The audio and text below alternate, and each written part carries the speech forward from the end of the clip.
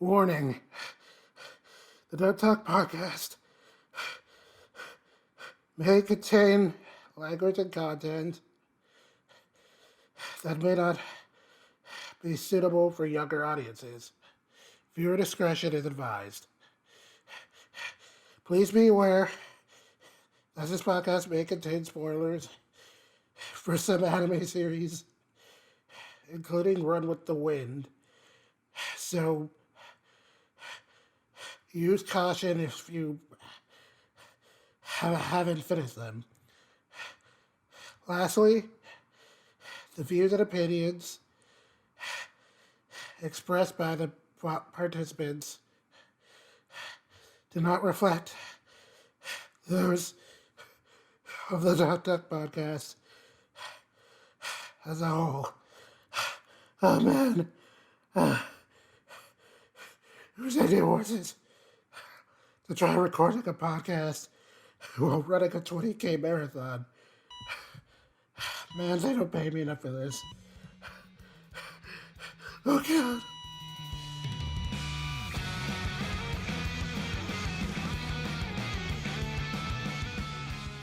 Hello and welcome to Dub Talk. We're a group of athletes run from Hakone to Tokyo and find some time to talk about English subs for anime along the way.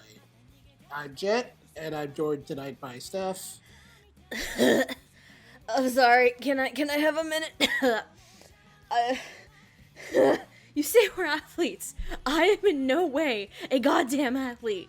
The last time I did any sport, I was in elementary school, and it was field hockey. All I did was play with the field hockey stick on the field. I didn't do shit. So, what the fuck? Patrick. My hammies are on fire! And Megan. Wait, you guys ran here? With the shape I'm in, I just rolled. Did you get the momentum from going down Hakone? Did you get the momentum from Hakone? Yep. It's like Sonic the Fat Hog. Oh no! Megan! Oh. No! And Knuckles!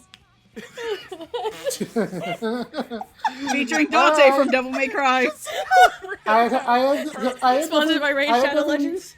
Yes. I am definitely very much looking forward to how they redesign Knuckles for the next Sonic movie. It's what's his nuts who plays it's Dave Bautista in a Knuckles Kiku. You know what's more? Fund it. Fuck. Let's go. To the moon, Dave Bautista in a Knuckles cos and a Knuckles Kiku. To the moon. Shit. Suck on these nuts, Dogecoin. I'm glad we're recording this at Oh. 6 o'clock at night instead of at 9 because I'm dying already and I'm being loud obnoxious. I think my doorbell just rang. I will be right back. You want Ding to talk dong, about hello, we're here to talk to you about your bad takes. Do you have to talk? Closes the door, locks it. This is your last call about your car's extended warranty? Hello, we're here to reach you about your Gundam's extended warranty. I've had fucking robocalls about like chronic back pain and shit. I'm like, Ring, what? ring. Joke's on you, I don't have a car. Joke's on me, cries. Ring, ring, hello. Hello, yes, Tenjo residents? Hi there, we're here to call about your Utena's extended warranty.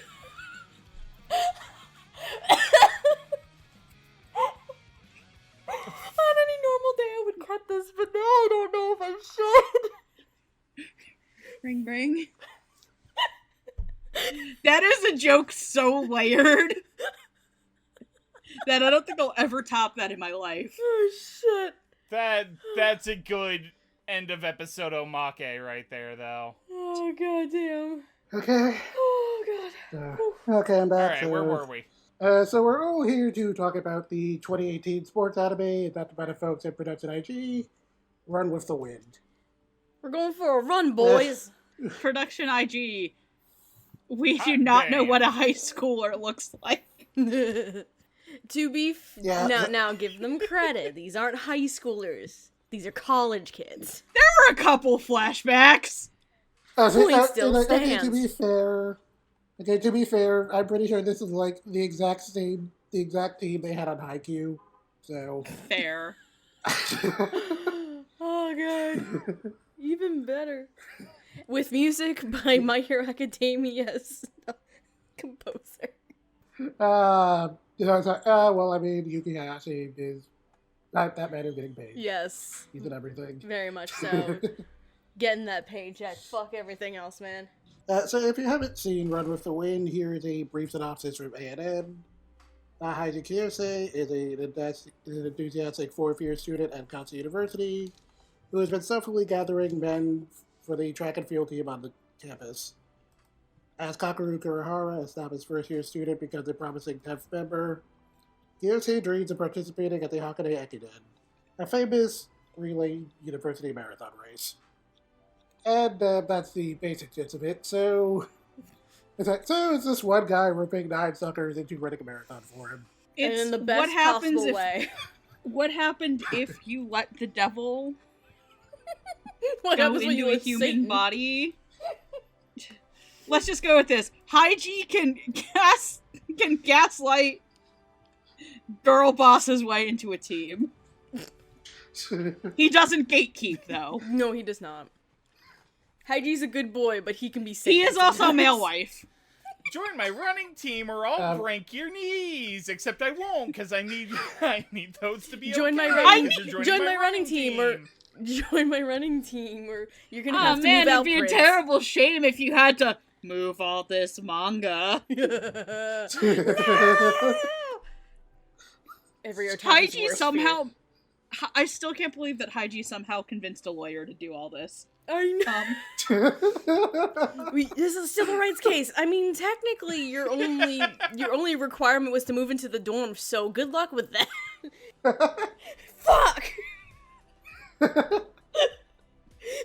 love Haiji. What happens when you get... We found him. Haiji, king of the himbos. Listen, Demon King from Sleepy Princess comes close though. Yeah, but his demon... Here's the thing. Demon King from Sleepy Princess, at one point, it became... She's not locked in there with them. They're locked in there with her. Yeah. Haiji willingly got them to lock themselves in with him. Therefore, by The promises by the logic, of happiness and joy happiness, joy, and pussy. for the twins, yes! Fuck. Happiness, joy, and puss puss. Oh god. Shit.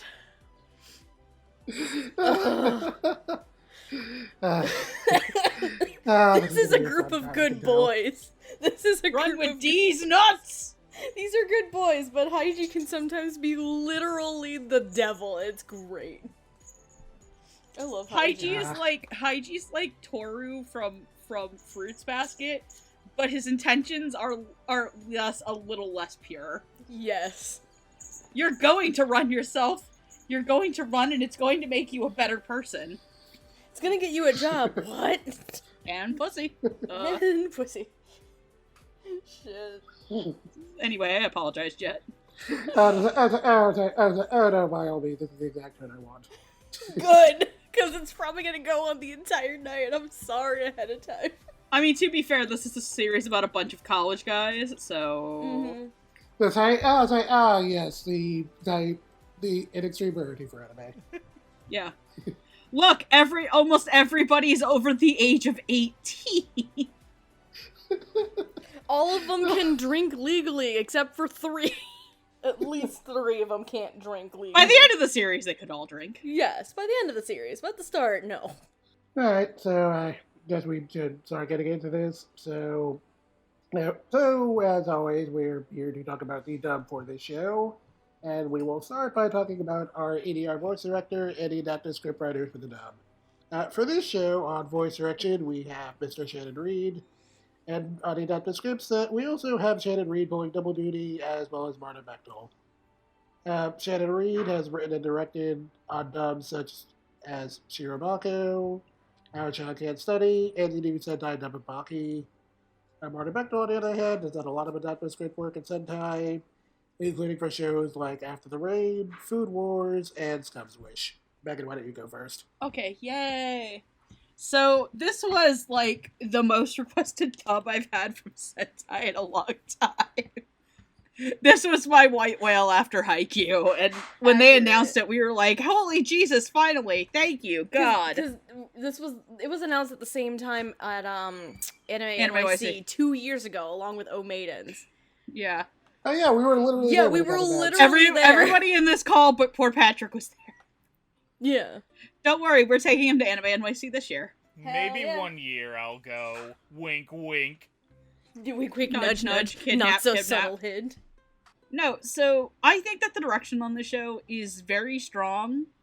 I do have a couple of minor gripes, which is that some of the background ensemble sounds a little too old at times for college students even, and that I didn't necessarily particularly like when some people played their character but in high school because they sounded obviously like I could see, like, a college student in his, like, mid-20s sounding like that, but not, like, a 15 or 16-year-old.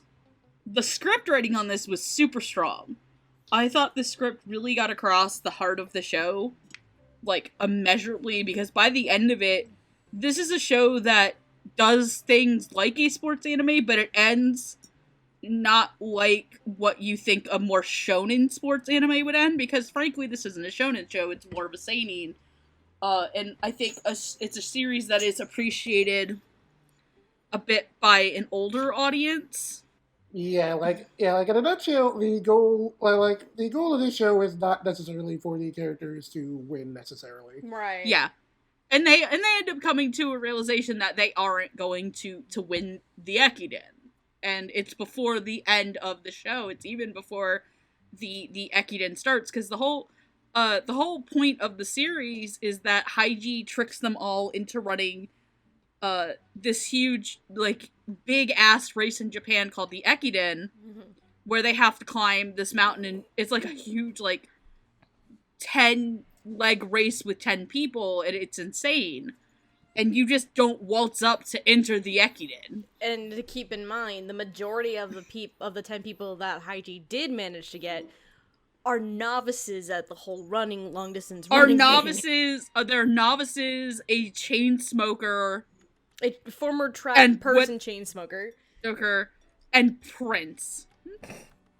Prince is his own thing. Prince is his own category. I think that the script really does get the heart of what this series is about, that it's not about winning, it's about becoming a better person in the end. And that really resonates. Like, there's not just random slang thrown out, there's not just, and by random slang, like, I don't mean, like, these kids talk like high school kids pretending to be adult kids, they talk like 20-somethings being 20-somethings. Like, nobody's yelling out D's nuts and yeet randomly. Yeet. That's my job. As in Bruh. you're 30-something. Yeet. Yeet. Okay, like, so I play Magic in Tabletop Simulator with my friends, and now in the middle of our board is just a button, and when you click it, it just goes, bruh. And I'm trying to find a place that I can get a custom one for when we play in person. That's amazing. That's how, but you know, Megan, it's pronounced brew. Back arrow is ruined forever. But like, Stay tuned I think for more about that, maybe. Maybe, hint, hint, wink, wink, nudge, nudge. I know there's probably one thing that Jet wants to bring up himself, so I'll let him do it. I will say that I didn't appreciate that it felt like they cut the first aspect of it, but I'm really glad they didn't cut the second aspect of a certain thing, and I know Jet runs a very particular Twitter account, and I hope that he puts those clips up there eventually. Overall, I think this is a really good dub. This is a really good effort from Sentai. I don't think it's necessary. I think it's probably up there for me as one of Shannon's better works. And I will say, especially once you get past Kakeru's kind of like emotional bullshit, the actual Eikden race episodes, the Yes. acting is top fucking notch. Yeah. Oh, it's great. For a cast that I think when we all saw it come out, we were all like, there's a lot of unknowns in this, so It's either unknowns or it's like, Or- oh man. no, it's no, you've given a bad performance in another show and now I'm scared. I mean, Anyway, Okay, Patrick, why don't you go? Sure. First of all, the script writing does the two things that I look for in a sort of comedic-esque anime kind of series. It's very punchy and it's full of banter.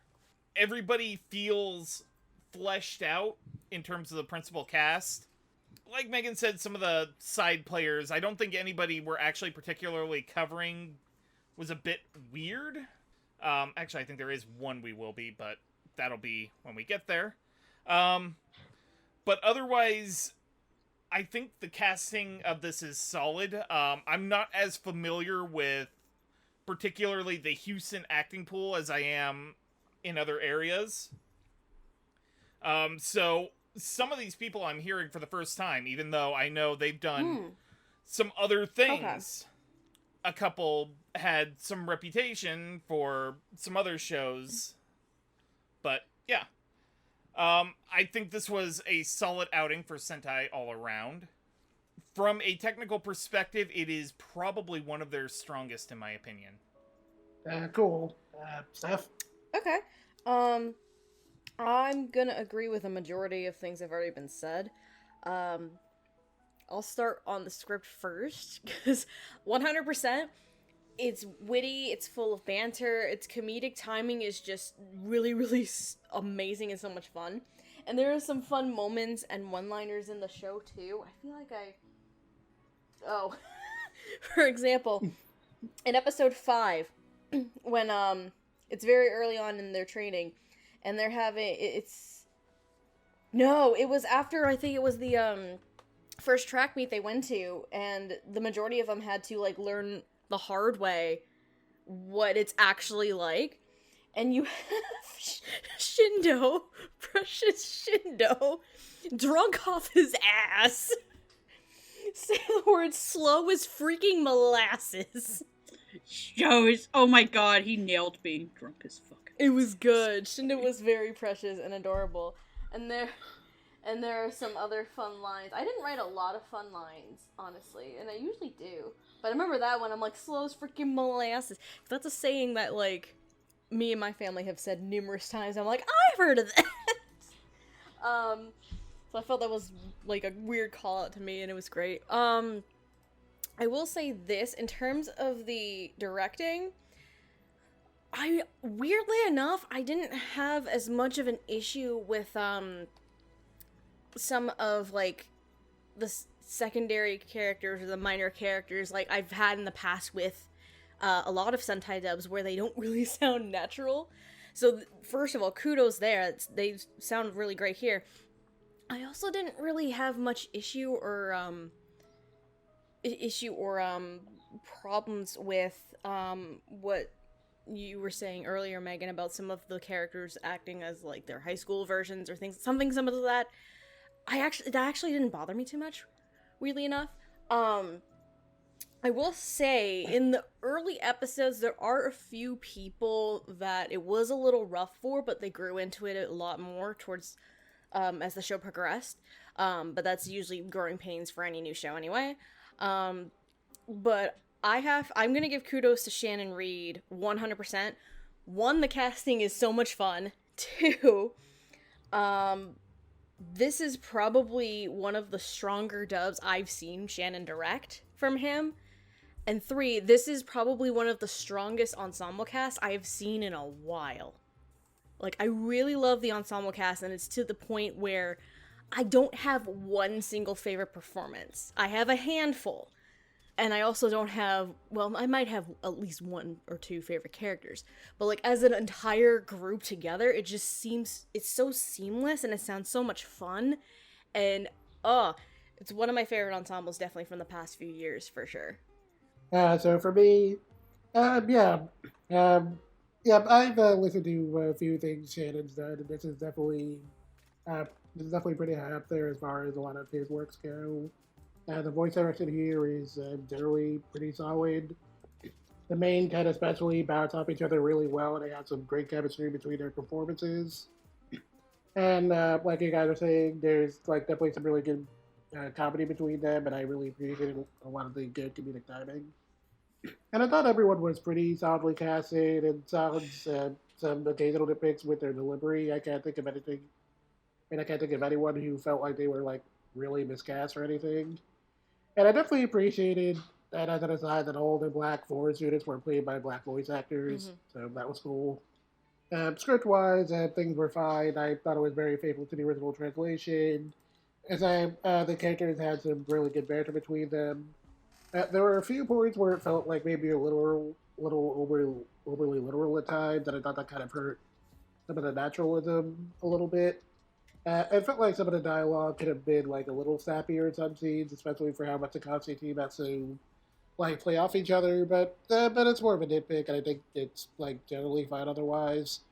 And yeah, overall on the technical front, this is pretty solid. Like a couple, like it sounds maybe a little uneven here and there, but on the whole, it's pretty strong and definitely one of Shannon's better dubs, and definitely one of the better Sentai dubs I've heard.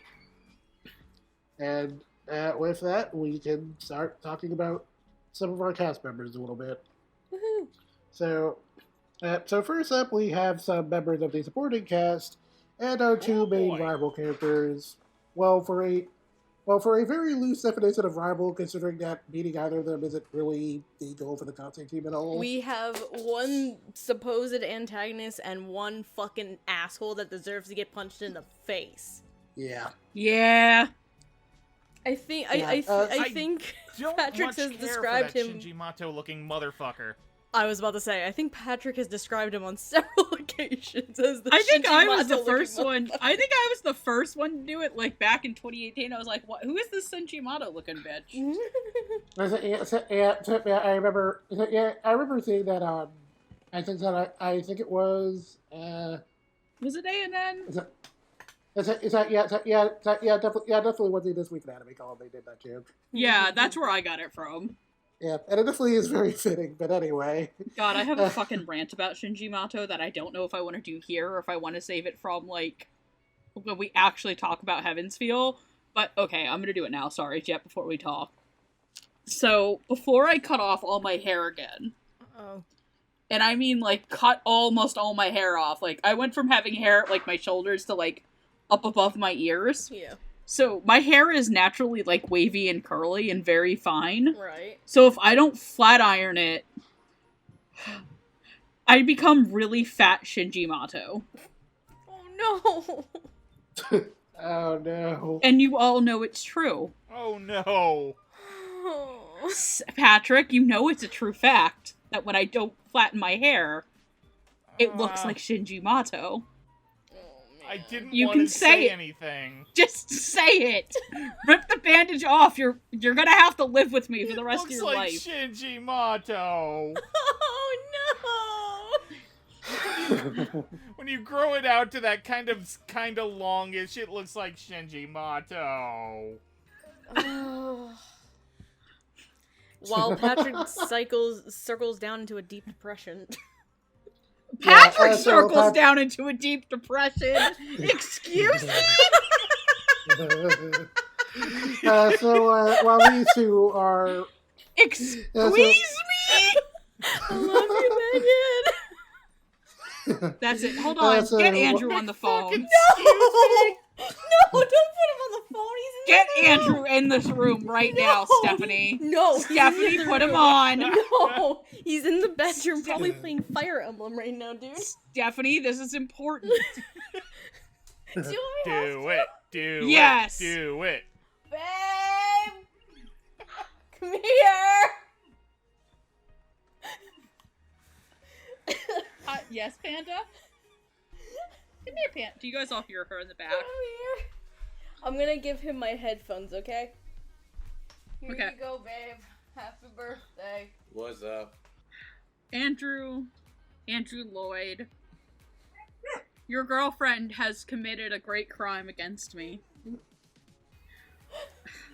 In my admittance that when I grow my hair out, I look like Shinji Mato. A curse that none of us but me have to bear. She said she was more sorry for Patrick than I, her best friend. Your face, baby. I thought Your face, that in this podcast family, baby. we put chicks before dicks. And your girlfriend Stephanie has betrayed me.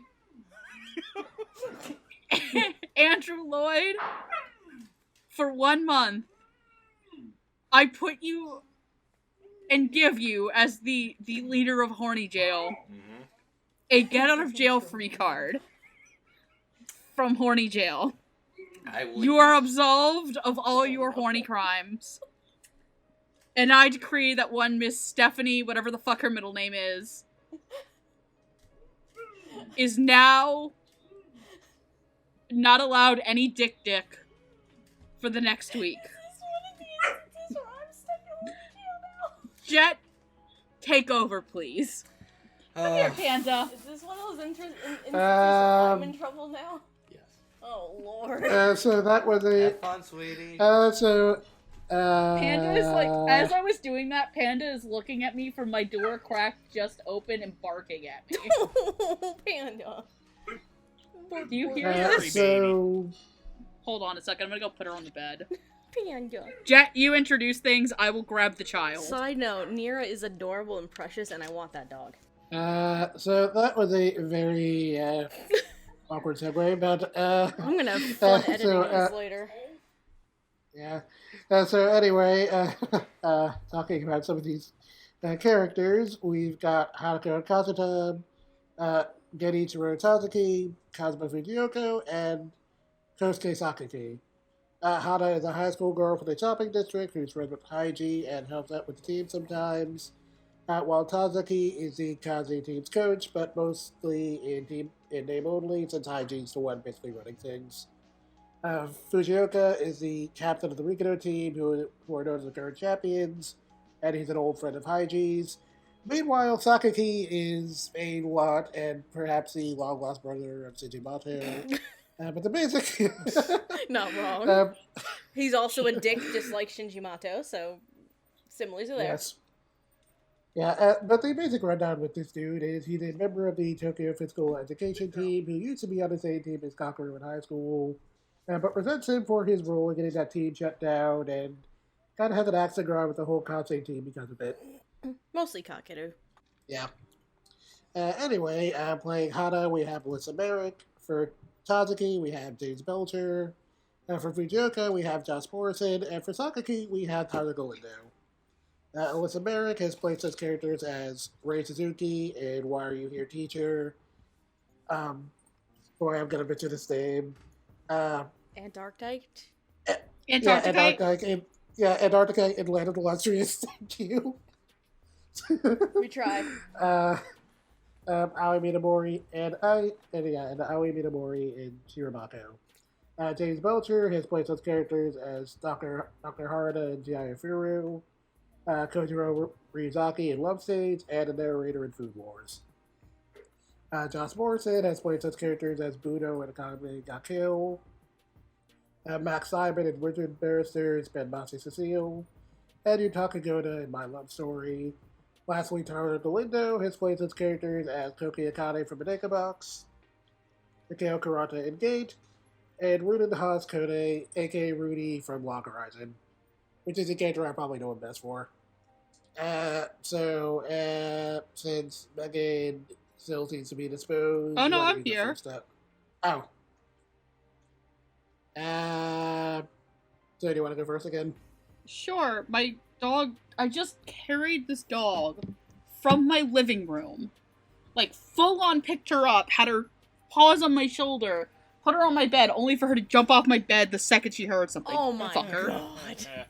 Big baby. Dogs. Hey, can you close my door, please? Big baby. Oh, it's because my parents just came home, that's why. Oh, that's the noise that Yeah. Panda heard. Yeah. hairy pain in my ass. But you love her. I do. She's my baby. So where are we starting at? I'll start with James Belcher as Saki, because that's their coach, right? Yeah. Yeah. I think he does a good job playing a convincing old man. He doesn't give him that stereotypical, like, old man grandpa voice. He's just sounds elderly. I wish I could say more about him, because he really doesn't come into play until, like, the very last part of the series. And even then, that's mostly him, like, repeating Haiji's orders. And while he does do a really good job, I think in episode 20 or 21, where he's trying to convince Shindo to get out in the car. Yes. To which, Shindo, baby. Shindo, sweet summer child. Josh Morrison as Fujioka. I thought he did a good job as college-age Fujioka, playing off being a very, like, quieter, nice guy he's not humble, but he's not, like, a braggart about his ability. And he's just genuinely a nice dude and a good captain. And I really liked his and Haiji's friendship, even though you don't get to see it a lot in the series. I feel like if this was if this had, like, another 10 episodes, I think we would see that more. Tyler as Sakaki. Shinjo Mako. Sakaki deserved everything that happened to him in the series. Like, him and his team losing to Kansei in the end is one of the most satisfying things in an anime I've seen in a while. Yep. Because he fucking deserves it. I kind of wish Kakeru would have punched him in the face. Because he had it coming. The dirty bum. I mean, but let's face it, Kakeru would have lost his second chance at this. True, but he also, like... That's the whole point that they make. I know, but Sakaki also deserved to get punched in the face. Oh, I'm fully aware he deserves to get punched and in the face. Tyler does a good job making him sound very punchable. That is a talent. Mm-hmm. That is an actual acting talent. Making a character sound punchable is an acting talent. I do not want to punch Tyler. I want to punch Sakaki. It's my argument of, like, if you want me to punch your character into the sun, then you done good, sir. Yeah, like, you need to, like, make it convincing. There are times that I do wish that he put a little bit more bile into his performance for Sakaki. But overall, I don't think it crossed over into him being over the top. Because that character never was over the top. He was, when I say I wanted more vile in his performance, in that, like, this guy is obviously what Kakeru... He's kind of the anti-Kakeru, or the Kakeru that never grew up. Because he was always convinced that winning was the only thing that mattered, and not bettering himself through what he was passionate about. And in the end, like... Let's be real, what Kakeru did in high school didn't fuck up everybody else's life. Yes. Did Kakeru do the right thing? Also, yes. Absolutely. Also, yes. And then Alyssa as Hana. I like Alyssa's performing a lot. I just don't know if I liked it in this. I felt at times that she made Hanako sound a little too old. When Hanako aged up 4 years in the little time skip at the end, I thought it was great. But there are times when especially towards the beginning, where I felt like she sounded older than some of the college guys. And that was that was kind of like the okay, sure, maybe. But I do think she grew into it by the end, and overall, I was satisfied with the performance. Okay, Patrick? Yeah, actually, I think I am gonna start with Hanako and Alyssa. I largely agree with what Megan said, for the first couple of episodes that she shows up. She definitely did sound a little too old, but there was a point in which I feel like she got the groove of the character right. And I want to say it was during the training camp in the mountains. Okay. Like, I feel like right around that point, she got what she wanted to go for with the character down. And then she was able to improve it over the course of the series, and then, of course, time skip, it was pretty much what you would want. I love James Belcher as Tazuki. He's great. He sounds old, but not too old. And I love the little gag they have with him, that he's basically the king of groveling. Yes. That was a fun little bit. Because of the whole thing with with the Kaze basically leaking. Yeah, we are talking about him, but the Rob Muggle coach. The Rob Mungo coach who 100% deserved to get punched in the fucking face. Dirty bum bum bum. Off key dirty bum, bum bum. bum bum. I just took a drink. What the fuck? He had it coming. He had it coming. He had it coming. All okay. I'm gonna stop. I was looking for an excuse to do that. I was thinking about doing it with Sakaki, and then the opportunity came, so I had to take it. Which, okay, you know what? I'm gonna go ahead and do Sakaki next. I was gonna save him for last, but oh well. Opportunity arose.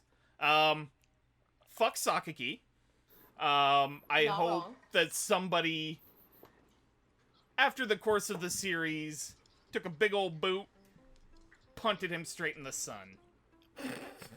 I don't want to say the same about Tyler Galindo, though, because he does a great job making Sakaki so scummy.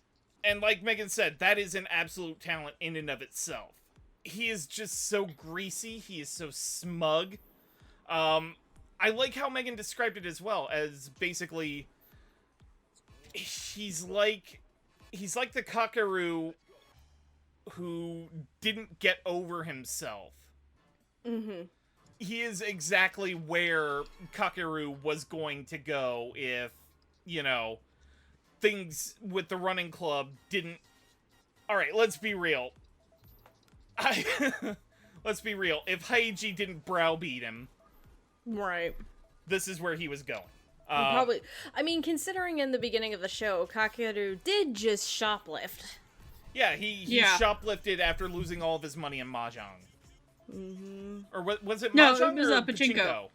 See, It was Pachinko. See, here's the thing. In the show, it was probably like Mahjong Pachinko or something. Kakeru was Pachinko because but here's the weird King thing. loses a bunch of money to Mahjong. Here's the weird thing. In the show, Kakeru says he lost it in Mahjong, but later on in an actual flashback in the same a few episodes later, it's Pachinko. So, a little weird inconsistency there. The thing I love most about his performance is right at the end during the marathon, where he is just absolutely trying to psych King out before the passing of the sash. I think that was the peak of Sakaki's performance. Also, the thing in the training camp where Kakeru was about to punch him out. Oh yeah. Yeah. There's just a lot of great moments with Sakaki, and I really like Tyler as him. And Josh Morrison as Fujioka. I actually didn't mind him in the high school flashback scenes because let's face it, the guy is basically a mountain even then. I still felt it was a little weird. It's okay. Puberty just hit him really hard. Okay, look, it's in the same camp as Junichi Suave as Almine. basically. Sure. Almine, it's not Almine's like, fault that he sounds like he smokes a pack a day, but it's still a good I mean, performance. let's be real. Fujioka, in the high school flashback scenes, all the way to the actual main series, he looks like some guy just carved him out of marble. Production IG, please learn how to draw high schoolers. But I thought he was great. I love how he pushes Kakeru and Haiji along without actually, being antagonistic. He's not the villain of the series, he's just a roadblock. I wouldn't necessarily call him a roadblock. I'd call him a rival, honestly. It kind of goes more to rival status. He is the immovable object in Kakeru's eyes, and using him to push himself forward, like, I thought their interactions were all really great. I like these sort of side players. Like, it was great. I'm rambling now, so I'm gonna pass it on. I'm gonna start with James Belcher first, actually, Believe it or not, I haven't really heard him too much in things. So I think this is my first time actually like really paying attention to him. And I enjoyed him as Tazuki, old man who's not entirely the stereotypical old sounding man. He just sounds like he does sound like an old man, but not like the weird like lack of dentures kind of guy. Oh, the other point of Tazuki, I don't think that's been mentioned yet. I guess he used to be known in the track and field world as a really good coach back in the day too. Oh yeah. So that's a thing. Though, like you guys have already said, he's not exactly involved in coaching all that much. And the whole groveling king thing was great. Let's see. Josh Morrison as Fujioka. Fujioka certainly gives off a kind of a more of a serious, almost stoic kind of tone, which gives a larger dynamic to most of the secondary cast, which I think sounded really, really nice, and it was great. And like Patrick was saying, I like how he was kind of also able to push both Haiji and Kakeru to better themselves as well. And he's also a caring and sweet guy. I mean, before the new year, he went to go visit Kyokse, and he brought little sweets and things. It was very cute. Let's see. Alyssa as Hana. So, in terms of some of the secondary characters, I think Alyssa was the one that I think, for me, took me a little bit of time to grow into. One, because I don't really hear Alyssa very much. Two, she's still relatively new. She only has a handful of credits. The only other thing I think I've seen her in is Land of the Lustrous. And so with Hana, it did take a little bit of time for me to get into, because I think I had almost similar problems with it. Sometimes she sounded a lot older than the boys when she's supposed to be a high schooler. I had a couple of those instances too, but she definitely grew into it, and the more I kept watching her and her interactions with the boys, it was just so cute and adorable, and I loved it. As for Shinji Mato, I mean Sakaki, so here's something funny. You want to know where I've heard Tyler Galindo before? Where? Megan, you're gonna appreciate this. Remember Amnesia? I try not to. He's Ken. We drink to forget. He's Ken. He's the good boy in the show. Oh my god, is he Final Destination? He's the glasses wearing character. Was he the Final Destination guy that was like in love with was the true route? Or was he the math nerd? The math nerd. Ken's the good boy. He's the math nerd. That's where I've heard Tyler before. Kento, this is not, first of all. I don't care who's doing the visuals, I just want that scene where Steph's trying to make me guess, for it to just be that gif of Bakugo in the woods looking around like he has no idea what the fuck it is. Tell that to Amon. But anyway, no, Ken, this is not, and holy shit. Like Megan was saying, I wanted to punt this fucker into the sun, so that means you done good, sir. Like, Sakaki is such a spiteful little shit, and he's more stuck in the past than anyone in the show, including Kakeru, and it's, I know you said anti-Kakeru earlier, but it's like, Sakaki's a product of their environment in high school. I feel like is a better way of putting it. He's a product of the coaching and all that stuff in high school. Like, he took his coach's words more to heart compared to Kakeru did. And because of that, Sakaki's a fucking dick. And all he wants to do is to win and, like, show people up at this point. Like, all that matters is numbers. You ain't gonna do shit.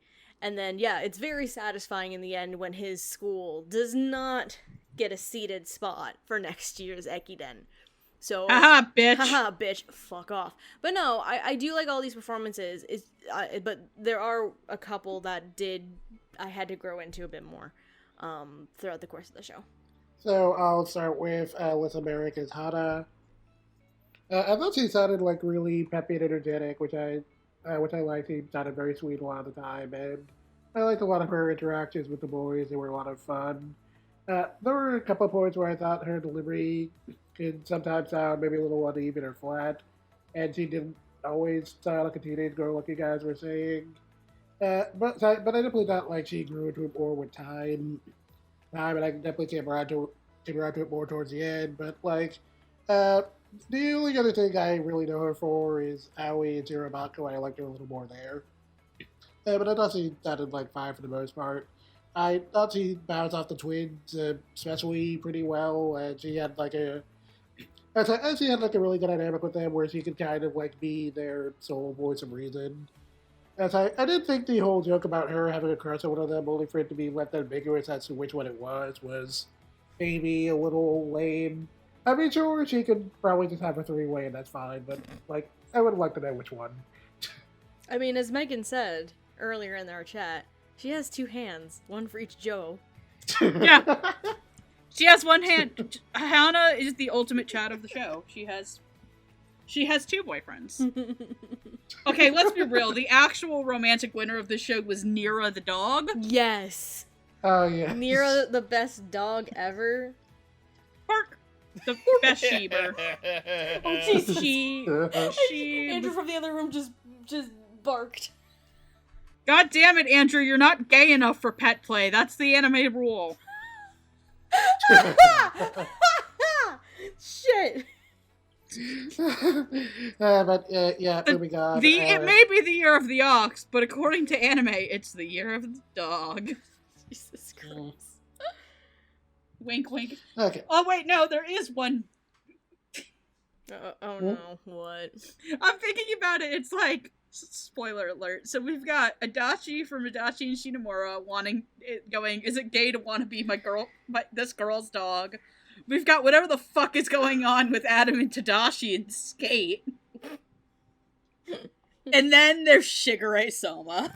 Oh, Jesus Christ. This is true. Oh, no. Anyway, Stan Nira. She did nothing wrong. Nira's a good boy. Nira did nothing wrong. Nira I thought it was a girl. No, because there's another dog, and that's the one who's nursing. Yeah, that's right. Nira's a boy. I thought Nira was a girl too, and then I saw the post credits of the last episode. I'm like, oh wait, Nira's a boy. Nira got busy. Anyway, I'm sorry, Jet. Go ahead. That's fine. Those are very cute puppies. They are. Anyway, moving on to James Belter as Tatsuki. I liked him a lot here. He sounded like a very good, kind of tired grandpa. Had like a very nice tone to his voice.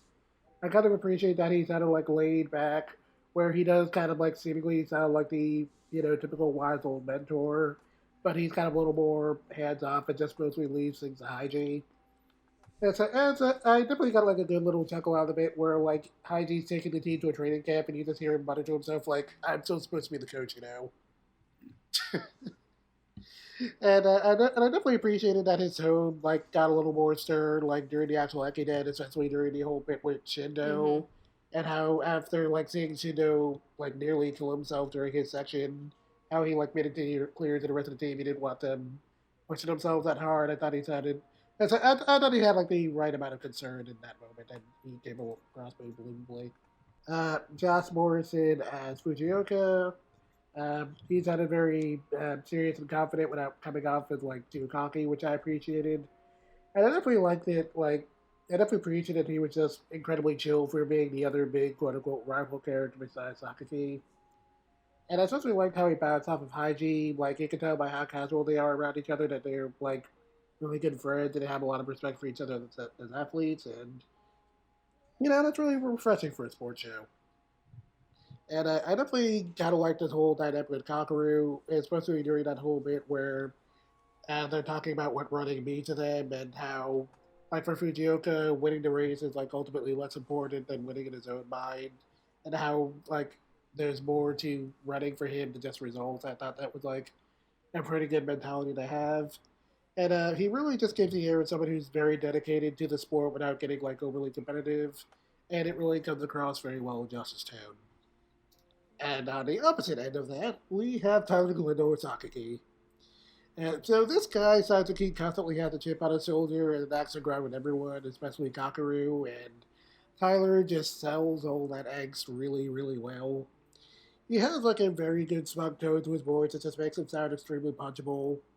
And Tyler's delivery sounds snide pretty much all the time, and especially during the training camp bit where he dismisses the entire team as a bunch of posers. And I definitely wanted to punch him in the face as much as Kakeru did in that moment, so good on you, Tyler. Uh, he also felt very believable in the scene where he tells Kakeru off for his role in what happened to their high school team. And while you can almost sympathize with him here, it's not hard to realize he's not really any better than Kakeru, considering he was also pretty much willing to turn a blind eye to everything that coach was doing. So, yeah, he's definitely not better. And it was definitely very clear that he was kind of okay with what was happening because he just wanted to maintain status quo. So, can't really blame Kakeru for that. And he really, really, really knew how to dig his heel in during right before the Ekiden, where he was like, oh well, I could where it's like, you guys, maybe you guys aren't posers, you made it this far, but I don't know how you guys are gonna do next year. Like, there are only 10 of you, and you're probably not gonna get seated. And then and then how that turns around at the end, and he loses, and I really that the very last satisfaction. yeah, and I just appreciate that the very last thing you see of him in the show is just him crouched down in defeat. Good. Crying like a baby Motherfucker. because, let's just be real, karma bit him in the ass. Oh yeah. Karma's a bitch, Sakaki. Yeah. Like, he reaped what he sowed. Yes. Pretty much. It's that one tweet. Oh no, it's the consequences of my own action. Oh yeah. Accurate. Well, Yeah. well, if it isn't the consequences of my own actions. But yeah, all 4 of these performances were great and definitely really solid. And with that, we can start talking about our main running boys. Yay! So it's time to start talking about some of the members of the Kaze team, specifically the Yeah. softer boys. The goodest of boys. Yeah, so we've got Taro and Jirojo, better known as Jota and Joji, Takashi Sugiyama, a.k.a. Shindo, and Musa Kamala. Jota and Joji are a pair of really energetic twins who used to play soccer and get easily duped into going along with Haiji's antics when he says that running the Ekiden will help them pick up girls. They're fucking Run for dumb. Puss Puss. They're dumb and it's great. Yeah. Shindo is a straight-laced honor student who's seen as the most responsible member of the team and kind of helps promote them. And Musa is a transfer student from Tanzania and is very polite and formal. And he's also a very, very good boy. Musa's one of the goodest of boys. They're all good Musa boys. is the goodest. Musa is powerful. Musa is Yes. powerful. Musa's the ace. Musa, I love that Musa's God, like really that good at goatee photography. and the Like, time skip. that's why I said Musa is powerful. Let's be real. He grew up to be the most attractive one. Let's be real, everybody. Musa's hot as fuck. Those 4 years did wonders. Ah, yes. And he's gone to grad school, too. Good for School. him. Okay, so playing Jota, we have Scott Gibbs. For Joji, we have Nathan Wilson. For Shindo, we have Dano Rigojo. And for Musa, we have Jovan Jackson. Scott Gibbs has played such characters as Sora in No Game No Life, Alex Santibana in Amaru-chan, and Oda Nobunaga in Nobunaga the Fool. Nathan Wilson has played such characters as Sadaka in How Clumsy You Are, Mitsuhiro, Tsutsun in Real Girl, and Eiichi Tsukasa in Food Wars. Oh, right. Dano That Rigojo. guy. Yeah. And Dano Rigojo has played such characters as Oka in My Teen Romantic Comedy Staffu, Uto Ito in Real Girl, and Riku in Mid Abyss. Lastly, Jovan Jackson has played such characters as Iggy in Blade Runner Blackout 2022, Akira Saito in Haikyuu, and the Pimp Daddy Catman himself, Deontay in Lock Horizon. I'm sorry, I will never not associate Jovan with his Deontay voice, and it's so perfect. See, I haven't watched Jet, Log Jet, Horizon, hey so- Jet, hey Jet. Would you say that his Nyanta voice is perfect? God damn it. It's not. Is I it- guess I would say that. Is it a meowsing? Fucking Okay, that was too far. Oh shit. Lord. But it I is- don't want to but- have okay, any cause for concern among you. Okay, God okay, damn it, but yes, it Megan. is very. Okay, but yes, it is very, very powerful. Yes. Yes. I'll start off with the twins. I'm surprised they didn't get Adam and Scott Gibbs to do that. That would have been would've just hilarious. hilarious, but confusing. Which Gibbs is There it? Yes, just yes. Yes. No, but the thing is, I really like Scott and Nathan as these two, where one of the things I really hate about anime sometimes is that they will just cast the same person to play both twins. Mhm. And sometimes it doesn't work because there are different personality quirks in there. And the thing eventually that you find out about the twins is that they are so like one another, but they're so subtle in what they like and they dislike in their tone of voice. And the fact of it is that if you turned your head away, you can't tell them apart unless you were listening super close. And that's something I appreciated. I really, really like how dumb and energetic they are, how funny they can be. I love when they kind of have this part where they're like, well, what's the point in running the Ekiden if we're all gonna lose? You lied to us and said we were gonna win. Yep. And Kakeru goes, so would you quit living if you knew you were gonna die? And then later on, they just start making fart noises at each other. Scott that Gibbs shit's makes really fun fart funny. noises as a note I wrote down. I'm not joking. Yeah. Or when they're like, what if Shindo is faking that he has his own girlfriend? And they put on Musa's mask and they're like, and my thought is, if I was Musa, I'd be like, why the fuck are you touching my shit? Side note, can I just say, the fact that Kakeru went full Haiji on the twins later on and chased their asses down with a fucking grin on his back face. here! And then in the van, the two of them are passed out in the back just dead, and then I think it's Yuki and Nico, they're like, "What? Why did you even bother trying to outrun Kakeru of all people, you fucking dumbass?" Dumbasses. It was great. You fools! You dumbasses. You really absolute think dingus eye! you really think you're gonna get dingus away? eye! You idiots! No, but I really enjoyed them, and I think they brought a lot of good comedic acting to this, because, let's face it, the twins are kind of the comedy routine of a lot of the show. And, God, the part where one of them is like, Hana likes me more! And it fucks them up. Oh, yeah. And you're just like, oh my god, you horny dumbasses. Horny jail, both of you. Jota, why? Why you do that to your Jota, brother? why?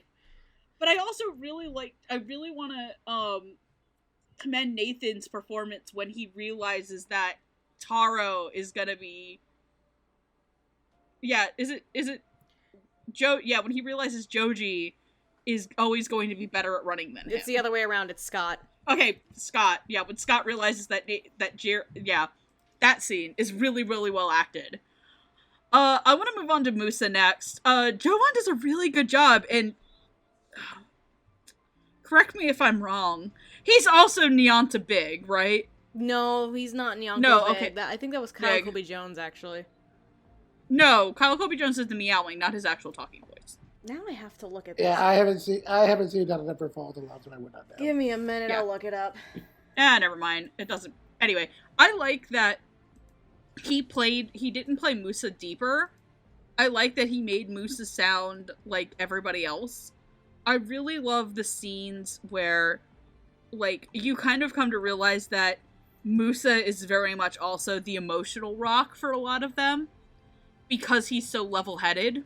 And there's a lot of scenes that are just between him and Kakeru.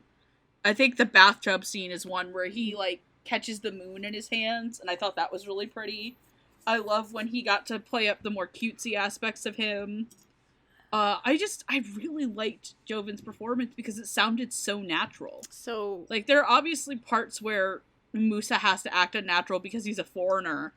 And Musa's character also has to endure racism and xenophobia in a sense, because I think I caught it in the script that one of the people who sees him on the street walking with Kakeru after the team has become, after they qualified?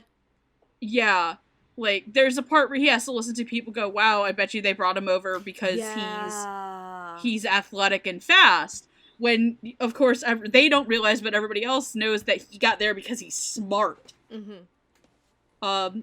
And also, I want to ask anybody else if they heard it, when they were doing the qualifying race, did anybody else catch somebody in the crowd calling all of the African athletes a bunch of monkeys? I didn't catch that, actually. No. I did not catch that, but it would... I might have misheard it, I can go back and check again. Oh shit, okay. I did but not I catch think that. somebody in the crowd says it very much under their breath. Oh, wow. And it would make a lot of sense because, like, I was gonna wait for Jet to bring it up. I know there's a change in the dialogue between the sub and the dub. At least the CR subs and the dub that that Sentai did. Yeah. Where when Haiji's going over why he picked everybody for the team, and he looks at Musa, and Musa goes, "Don't assume that I'm athletic because I'm black." Right, Jet? That's what happens? Yeah. That was in the Jet. That was in the subtitles? Yeah. I was basically on a lot of, you know, it's racist to assume I can run just because I'm black, right? Yeah. So the dub did too. That's certainly where it was like, oh yeah, Musa, I noticed you work out a lot. And it was like, it's a weird change, but I can kind of, I can maybe kind of understand what Shannon's reasoning might have been if he wanted to be like, okay, like, Musa is clearly supposed to be, like, part of the team here, and he maybe, like, wanted Musa to kind of, like, sound the same as everyone else. Like, I noticed he didn't have, like, Jovan do an accent for him, so that might have been, like, that might have been the tone he was maybe going for, and if so, I think the line change does, like, make sense in that respect. I do kind of miss that line, but I think the intent so more or less gets across. It's just, it would have been nice to get that line. Side note on the subject of Jovan, Megan, you are correct. He is the inner voice of Nyongo Big. Oh yeah, motherfucker. I was wrong. I was like, because he doesn't sound as, like, suave and smooth. No, I completely forgot. It's been a hot minute since I watched Tada. I forgot. I mean, it's been forever since I watched it too. I just have a stupid memory. And then I really want to actually praise Daniel Rigojo as Shindo. Because I remember when all of us saw that name, our instant thought was One Fear. Because his performance in Made in Abyss wasn't very good. But I actually really like his performance as Shindo. He makes him sound a lot, just because there's like a natural timbre into his voice, he sounds different from everybody, but I can understand because apparently he grew up in the mountains as some sort of wild kid. Yes. Kind of. And he sounds like he has like a little bit of an accent from that, but he sounds really youthful, and that makes sense because next to Prince, he's the smallest guy. Right. He's very like tiny. In terms of body mass, he's very small. Tiny boy. Tiny boy. But, man, Daniel's really good at doing the drunk voice. Like, when he gets drunk, like, you can hear him slurring so bad. Because out of all of them, Shindo's the worst at handling his liquor because he's tiny. Oh, yeah. He's awful at handling He's booze. awful at it, and he slurs harder than the other guys. So fun. And I love that you can hear that in there, and that's not a touch that I think a lot of people realize would be a thing. Granted, that's a touch that I don't think a lot of anime get when they do a lot of alcohol scenes, but whatever. And then, just, oh god, episode 21. Oh, my heart. Was so good, and his acting was so good as him sounding hard and ragged about wanting to finish the part of the Eikden. And, like, that's the part that almost made me cry, was just him struggle bussing his way down the mountain.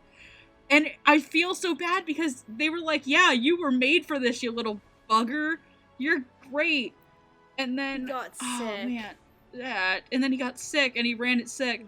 And I think one of my other favorite little moments in the series is, like, Shindo isn't really as good at hiding his emotions.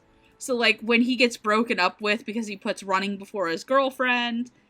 But to me, like, one of my favorite little vocal moments from Daniel and from Jovan is when Shindo calls Musa and says, hey, after this, do you want to go see the snow? Oh, yeah. And he's like, you've never Cool. seen that one. And there's like such an innocence to it. And I was just like, yeah, you two are going to get married. And that's the segment. Have a good one. Next person. So I'm leaving it there. Done. Okay. All right. Thank you for dropping the mic as I'm about Megan to did- pick it up. Megan did a mic drop, and now Patrick has to But follow that it up. was really great. I gotta pick it up and make sure all the, because you're not supposed to drop the mic. Gotta make sure the audio is okay. Anyway, where do I want to start? You know what? I'll go ahead and start with the twins. They're great. One thing I like is when, over the course of the series, up until right around their leg of the marathon, the Eikden, they are very hard to tell apart.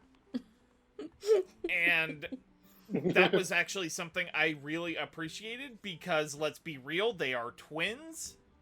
Because I'm actually not very familiar with Nathan Wilson. They do really sound alike. The fact that it took me a while to be able to separate the two was definitely something that actually, it helped my experience with the show. I also very much like Joven as Musa. Like Megan said, he is the emotional core of the team. Going off on what she said about the it's kind of the racist line. The scene I like with him, performance-wise, is when he's with Kakeru and Fujioka, and you have the two sort of asshole side characters in the market who are just like, oh yeah, all those schools are getting foreigners into their teams so that they can perform better. Kind of implying that was what Kansei was trying to do with Musa. And Kakeru was getting pretty upset. And I should have brought this up when I was talking about Fujioka. But it's just the interaction the three of them had. Just basically, you know it in your heart that that's not true. Yeah. That was actually really good for Josh Morrison. I really like that scene too. Mm-hmm. It's probably going to be a recurring theme with all of the boys going forward, but my favorite moment with Musa was his leg of the Eikden, where he's realizing, oh yeah, I actually love this. Yeah, I'm so precious. Musa's a good boy. They're all good boys. Also, that the moments with the twins in their leg, and particularly when they found out Hanako has a crush on at least one of them. I thought that was really cute. Mm-hmm. Also, okay, and I'm segueing back and forth, but also another thing I really loved with Musa was it right before the time skip or during it when he was talking about the fact that he knew which one of the twins Hana liked? He knew that Hana had a crush on... He had a suspicion Hana had a crush on one of them. But then after the Eikden, Hana... No, it was almost after the Eikden. Hana told Musa in secret, and Musa's kept that a secret all this time. Okay. That's what. And he's going to the grave with going it. to the fucking grave with it. So it was the time skip epilogue where he sort of talked about that, but slyly didn't reveal it. Yes. Okay. Because Musa's a sly little shit, and we love him. Now that I think about it, I think that is the scene that I think solidifies Musa as a character and Joven's performance. And Daniel Rigojo as Takashi, or as Shindo. I do like his leg of the Eikiden. Poor little bean. Got himself really sick and decided to run it anyway. Poor Shindo. PSA, don't do that, kids. No. Don't do what Shindo did. No. Like, you could die, kids. Don't do that. Anyway, Yeah, I love their like when Musa defends him. Shindo almost fucking died. Yes. I like his little drunken spell. Like that was really cute. And yeah, you know what? I think the moment is for him was when he was talking with Musa, and he basically asked him, do you want to come see the snow with me? And I'm really kind of bummed because the whole little slideshow for the end credits didn't show something like that, because that would have been really great. Because these are good boys, and the dub actors did good. These are the goodest boys, and they deserve all the good things. Okay, do you want to go, Steph? Sure. I'll start with the twins as well. So the weird thing is I'm more used to Scott Gibbs's tone of voice and some of his performances, so and not as much of Nathan Wilson. Credit where credit is due, like you guys have already said. These two sound very, very similar, and that's the exact point, because they are twins. Those Scott Gibbs, if I had to describe it, and I believe you didn't mention this credit when you were introducing him. He's so we're Jota, right? Jota, yeah. So Scott Gibbs as Jota is a more hyperactive, dumbed down version of Kageyama from Haikyuu. Because Scott also voices Kageyama. But these two idiots, they are for most intents and purposes, they're much of the comedic relief of the show. Like, if there's a funny moment or a stupid one-liner that will get a chuckle out of you, like 8 times out of 10, you can go to like the twins for that. And I think Scott and Nathan did very, very well here. They're just so much fun. But similar to what has already been said too, I think between the twins though, I really loved Scott as Jota, especially during the Eikden, because you guys already brought this up, where he's coming to terms of like, my twin is the other half of me, that he's like, we're bound, like this is the other half of my soul. But Jota is now starting to come to terms that he can't hold his brother back, because they are two different people. And for Joji, this is something he can do.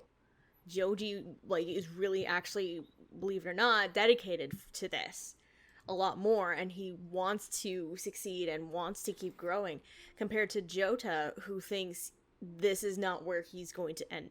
Like, he can't stay here. Like, he doesn't belong here, and he doesn't think he can go to that same limit as his brother Joji can. And I think that stretch of the Eikiden for Scott was really, really great. And Nathan was precious during the Eikiden too, where he's just like realizing that he actually might have a thing for Hana. It's very weird how it happens. So Hana goes to cheer on Jota during his stretch of the Eikiden. Jota's like, oh my god, does Hana have a crush on me? And then as he's passing the sash off to Joji, he fucking tells him that he thinks that Hana has a crush on him. So through the course of his fucking stretch, to which, first of all, Jota, you're an asshole for doing that to your own brother in the middle of a goddamn race. Time and place, buddy. Time and place. These two don't know how to read a fucking room. Neither does Kakeru sometimes, but I digress. But then you have Joji doing his stretch of the Eikiden, and all throughout the course of it, he's thinking, he's like, wait, does she really like him? But then he's thinking back on the training camp too, where he notices that when Hana's talking about the twins to Joji specifically, because it's just the two of them, Hana just like gets flustered and starts like blushing, all this stuff, and Joji like kind of starts realizing that he actually likes her too. So it's a very weird love triangle situation here. But yeah, Jota, time and place, buddy. Goddamn. No, but and then the rest of the team's in panic mode during Joji's stretch of the Eikden, like, Jota, what the fuck, you dumbass! It reminds me like one other like good aspect of like James Belcher's Natsuki, like during that whole segment, Yes. where he has to like get Jonah back in the shape. He has to snap He's Joji like- out he's of it. I think that's the same scene where the guy he's riding with, Tazuki, is just like, "Don't look at me like that." That's what I had to tell them. He's like, yeah, they told me I had to say I that. had to say it. No. So can I point out one of my other favorite moments with the twins? Yes. Is when in the beginning of the series where they find out how where King and them all find out and Yuki all find out that the reason they got into doing the running thing is because they got tricked, and Yuki has wrapped them in their futons and tied them up and then starts beating them. Yes.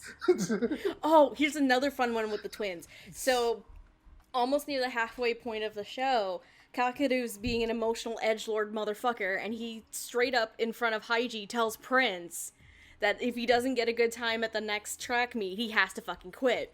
So, of course, Haiji tells the twins the twins about the next morning while Prince is there for breakfast. And the one thing that Haiji asks of the twins, don't worry about it, and don't say anything. Immediately, the next scene is they're fucking telling, I think it's Yuki and Yuki, Shindo, and Musa at fucking lunch. And then they're like, what else did he tell you? Not to worry about it, but and also not to tell anyone about it. Like, you fucking dumbasses. And in that moment, they knew they fucked up. Yes. It was in this moment. He knew he fucked up. No, but the twins are so much fun. And, but I think because I'm a bit more used to Scott, Scott roles, the Scott performances, he was much more I was able to pick him up a lot more, and he kind of stood out to me a bit. But Nathan Wilson, I really, really appreciate. And also, I'm getting more used to Nathan Wilson as well, because I am watching Food Wars on Toonami. So, who is he again? Tsukasa, the number 1 seat. Okay, good. He's not the guy with the glasses. No. He's the really good chef, but awkward as fuck. I'm behind on it. I'm just gonna switch to watching it on my DVD. I got him confused with the one guy that was fixing the Food Wars. No, that's not Nathan Wilson. No offense, that guy has the worst performance in Food Wars. That guy also needs to be punted into the sun, but I digress. Anyway, Joven Jackson. I was just thinking this before the Nyanko Big conversation happened. I'm like, I've never talked about Joven Jackson, and I don't recall ever hearing him, like, things that I normally watch, and then I'm like, oh, fuck, Nyanko Big. I'm like, never mind. But no, I really enjoyed Joven as Musa. First of all, I love going back to what Jet was saying early on in the directing. I love that the representation is there for, like, the black community representation is there, not just in Musa. But I was just looking at this. Orlanders Jones is Iwanki, who is another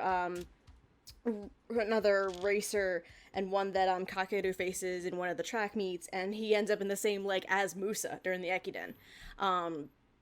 And I really... Joven is precious. This is very different than Nyanko Big, obviously. Nyanko Big is a suave motherfucking cat.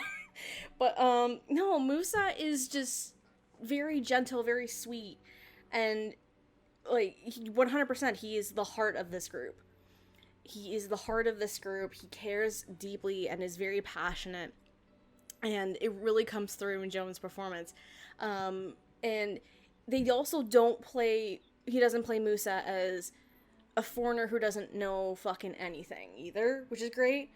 Like, it's not a tourist, because you know how sometimes when you have exchange students and stuff like that, they play quote-unquote the tourist and they don't know anything about where they're at.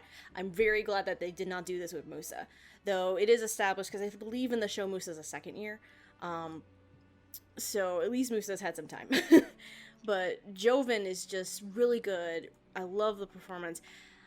As much as I really love the back and forth he had with Daniel Shindo on the phone about seeing the snow, I actually really loved, I think it was described briefly, when Joven's basically fucking cursing out Sakaki right before Sakaki and King do the eighth leg of the Eikden.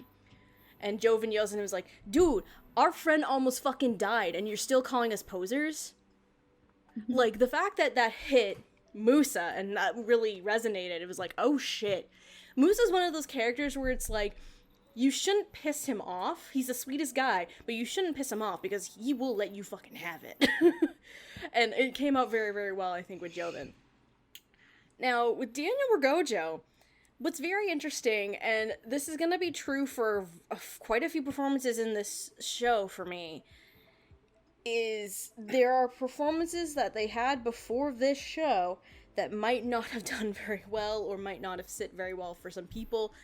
Daniel is one of those, and it got brought up with me in Abyss, though I might not be as hard on it as some other people possibly could be, but it's not the greatest. But Shindo is a precious being. Shindo is a very precious being. And Shindo, for all intents and purposes, he was described as the straight A student, and he's more of like the logistics kind of guy. Like, he's helping with like the paperwork and signing things up. He's helping getting the support association off the ground. He's wearing a bunch of little logistical hats. And like, I really love it. The performance has where am I? It adds a bit of a younger but intellectual sound to the group. But early on at least, some line reads did come off as a little flat. But it kept growing the more and more he got to go into it. And I am also in agreement, Drunk Shindo is amazing. It's so precious. But I think, again, the hardest hitting point for Shindo was probably during the Eikiden. Though I think at a close second is it's earlier on during Shindo's couple little episodes. And this is around the point where his girlfriend breaks up with him. And it's him starting up the website, and Yuki and Kakeru are just chilling with him for a little bit. And they're talking to him about how much of a good, like he does so many things, and it's just, like, you're amazing, Shindo. And Shindo's just like, I'm not really all that amazing. He kind of, like, casually brushes it off. I really liked that scene a lot between the three of them as well. But no, Shindo is precious.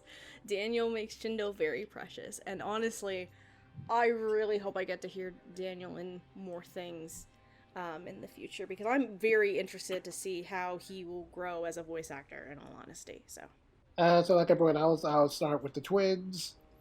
Scott Gibbs and Nathan Williams really bounce off each other really well as Joji and Joji. They have some really great chemistry, and like you guys are saying, they sound very interchangeable with each other in a way where the two of them do generally sound like twins, and I appreciated that. Like, when I was trying to make notes for this show, I tried to have like separate notes for them, but like their performances were so hard to tell apart.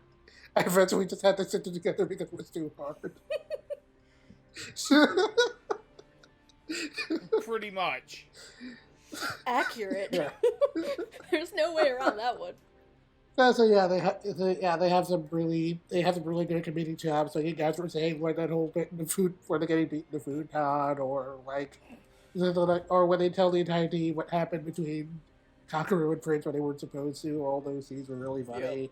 Because I definitely think that like one of their really good highlights was like you guys were saying towards the end, where they kind of expressed doubts over like the purpose of running into Hakone when they know they can't really win. And I thought that Scott and Nathan did a really good job of kind of getting their doubts across pretty well. It was probably the most serious those two had sounded up until that point, so I thought that was pretty nice.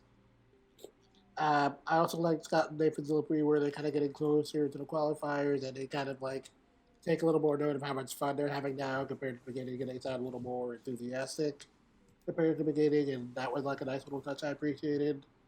And I also kind of like a lot of their interaction with Hana, and how again Hana is kind of like the voice of reason for them. I thought they had like a pretty good dynamic. And I kind of like that. I kind of like that whole bit, like before the Eikiden, where they talk with her about like their doubts about the whole thing, and And I kind of felt like they were getting strung along by Haiji. And I thought they did a pretty good job of getting their dads across, and I kind of like how Hana's response is like, look, it's like, look, you guys can just believe in Haiji, he won't do you wrong. I thought that was I thought that was a really nice scene. Definitely the big thing with them was definitely their legs in the Ekiden. I thought, I thought Scott did a really, I thought Scott did a really good job during that whole scene where he just kind of comes to the terms with the fact that Joji might be a better runner than him, and how he just kind of has to accept that the two of them can't always be together forever. I thought he kind of got the somberness of that across really well. And yeah, on the whole, those two have a lot of great chemistry, and they're a lot of fun together. Uh, Moving on to Joe Modest Musa. Like Shindo, he radiates good boy energy, and he's just a very nice dude, and he's just extremely pleasant to listen to. He sounds very formal and polite when talking to others, and there are a couple of points where he almost sounds like a little rough or flat, but I think it kind of works when you take into consideration that Moose is a foreigner, and this is definitely not his first language that he's speaking. So the richness of his tone occasionally actually kind of works, and especially with some of the occasionally overly literal dialogue he's given. Because again, this isn't his first language, so it makes sense that he might not, be dropping slang or something like that. So yeah, so I think that works as a good touch if that was intentional. Because I also appreciated like you guys were saying during that whole scene where how we're they're doing with those couple of jerky onlookers who say, oh, he's a foreigner, so of course they're using him. And I kind of appreciated Jovan's calm and firm delivery when he's just kind of brushing that off. And I thought that whole scene felt pretty real. Though I also kind of wish he let Kakaru tell those guys off. Like you guys were also saying, I really dug his whole bit during the Ekiden, where Musa's kind of talking about his own motivations about running and how, he isn't really sure if there's an answer to what it means to run, but he's just doing what he can do and how he's kind of come to appreciate it in his own way, and Dr. Jomon got those feelings across pretty well. And another big highlight for me was definitely him telling off Sakagi that when Sakagi still continues to call them posers even after Shindo nearly killed himself. And Musa's a very nice guy, so the fact that even he got angry about that just really shows how much of a lot Sakagi crossed there, and Jomon got that across really well. Again, Musa is a very sweet, gentle soul, but if you piss him off, you're gonna know it. And then lastly, Dano Gojo as Shindo. So like we were saying before, he was Riku in Maiden Abyss. And to say I did not like his performance there would be an understatement. Disliked it so much, I was also kind of convinced I didn't really want to hear it anything ever again. So to say that the performance here is a 180 is really, really, really saying something. He sounds very polite and soft in all his interactions with other characters, and I definitely appreciate the dynamic he has with a lot of characters, like his conversation with King about why he decided to get enthusiastic about running, and how he felt how he wasn't sure how he felt about it at first, but he thought okay, maybe if I decide to willingly go along with this instead of going with the flow, I might get a better idea of what's so great about writing and how he does just kind of appreciate it in his own way. I thought Dano got that across pretty well. And he did a really good job of just always kind of sounding like the most level-headed and enthusiastic member of the team. Definitely his delivery, in those middle episodes, after he's broken up with his girlfriend. And where he's maybe pushing himself a little too hard. And Dano makes it clear that Shindo's a little strained, but he still kind of puts on that mask of enthusiasm really well. And I thought Daniel did a really good job of portraying that. And definitely big highlight was during his section of the Hakone where Shindo is running with his miracle, and that boy was literally on the verge of killing himself to get to the finish line, and Daniel's delivery just really sold every ounce of pain and strain that poor boy was in, and you could just really, really feel how much Shindo was training himself in that moment, and it really made that sequence heartbreaking. So Daniel's performance was a real knockout there, and it was definitely the moment that really, really, really sold me on him. So yeah, I was not really a fan of his Riku Maiden Abyss, but he was fantastic here. So yeah, I definitely do want to hear a bit more things now. And with that, we can move on to our next set of characters. We talked about some good boys, so now it's time to talk about some grumpy boys. They're still good boys, but They're good boys. They're just a little just a grumpy. little grumpy. They're grumps, but we love them. So we have Yukiko Iwakura, aka Yuki, Akiro Hirata, better known as Nico Senpai, Yohei Sakaguchi, aka King, and Akane Kashiwazaki, aka Prince. Yuki is a law student and the one most vocally against being a part of the team at the beginning of the show. Nico Senpai is the oldest member of the team and he used to be a runner in high school. King is obsessed with quiz shows and is desperate to get a job after college, so he's not very happy about getting roped into Haiji's antics. And Prince is basically just a pacey nerd. He didn't really ask for any of this. But Haiji needed a 10th person, so he just kind of got dragged along for the ride, and he's basically the best character. You're a worm body. Get over here.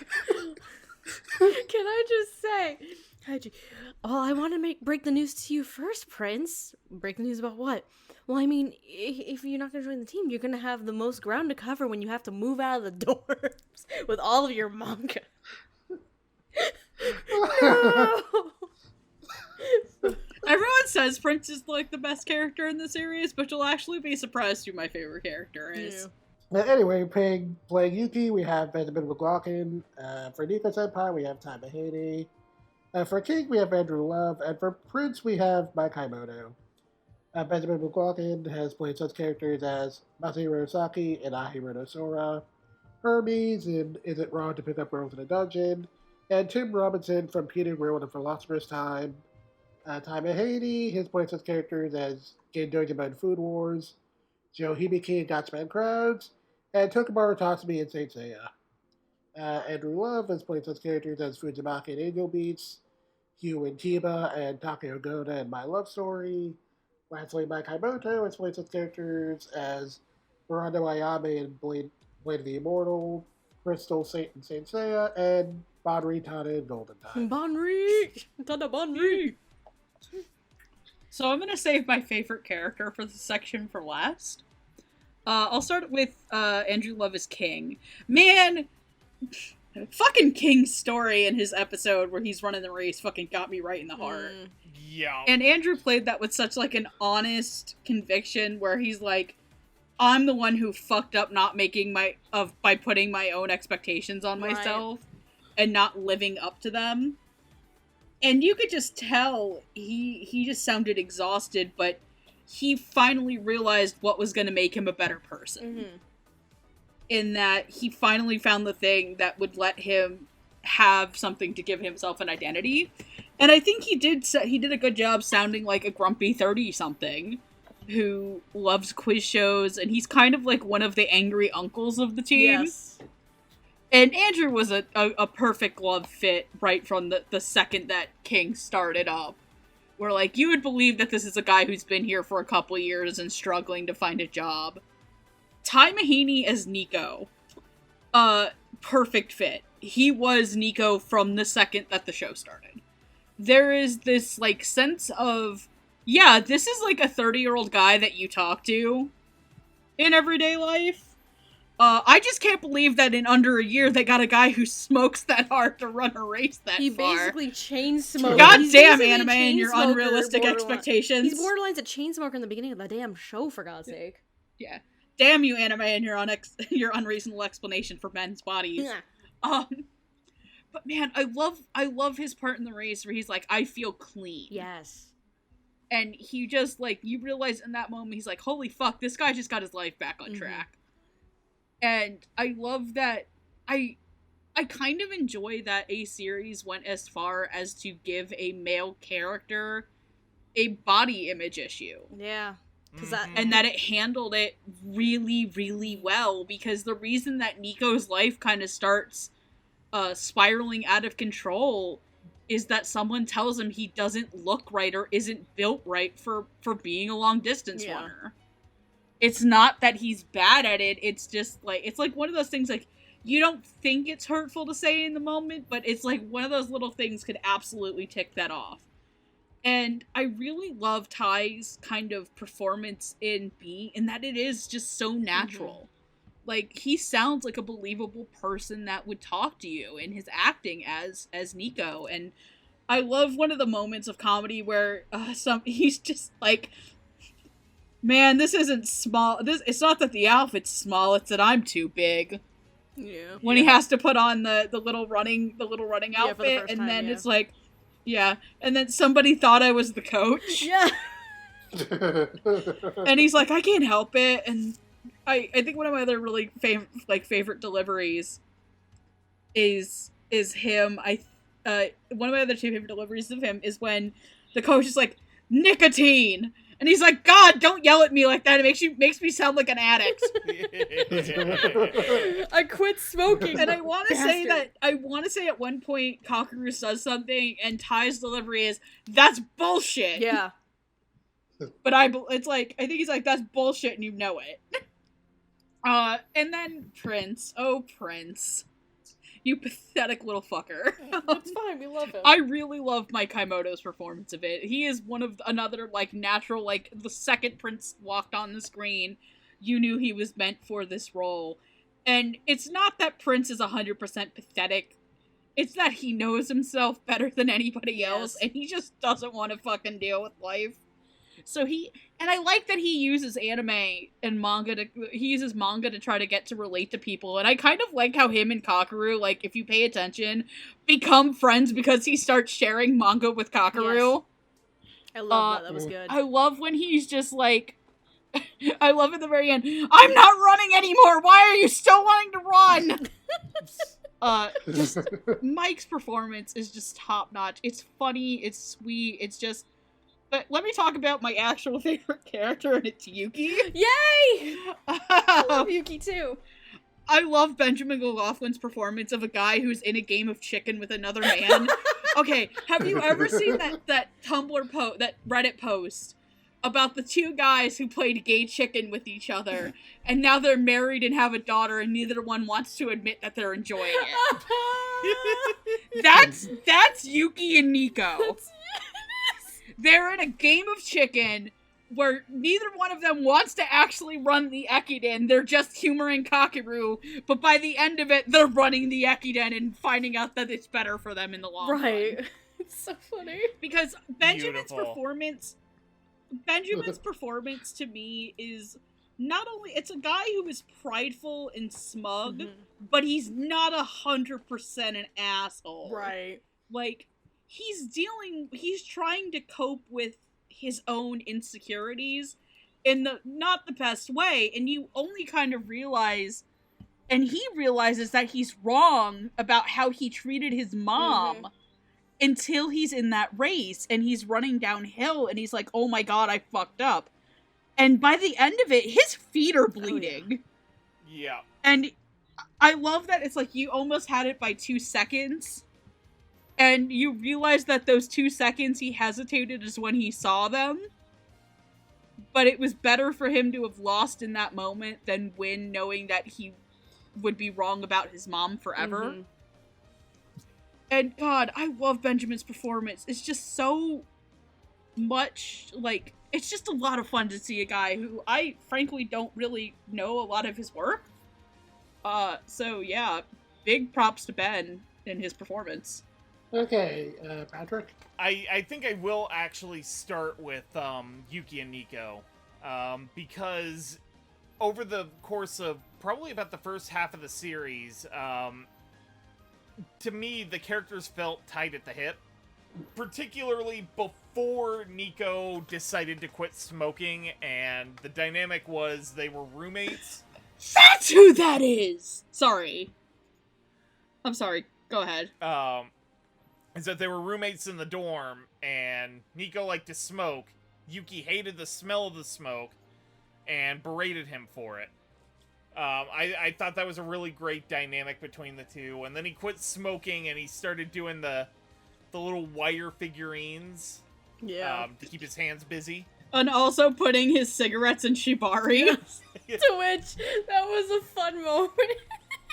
Where fucking Prince, he's like, wait, hold on! And then they're starting to scream and yell and everything, and in comes Yuki. He's like, "Will you shut the hell up?" And Nico's only response, "Don't you come in here too." Sorry, it was good. Yeah, it's great. Like Megan, the both of their moments for me were their individual legs in the race. Yuki, in the moment he hesitated and flashed back to when he treated his mom like shit, and then realized, oh, she actually showed up to the race to cheer me on. Yeah. And I didn't actually put two and two together about the fact that he was 2 seconds slow, and that was the moment he hesitated until now. I also think that she showed up at the qualifying race, too.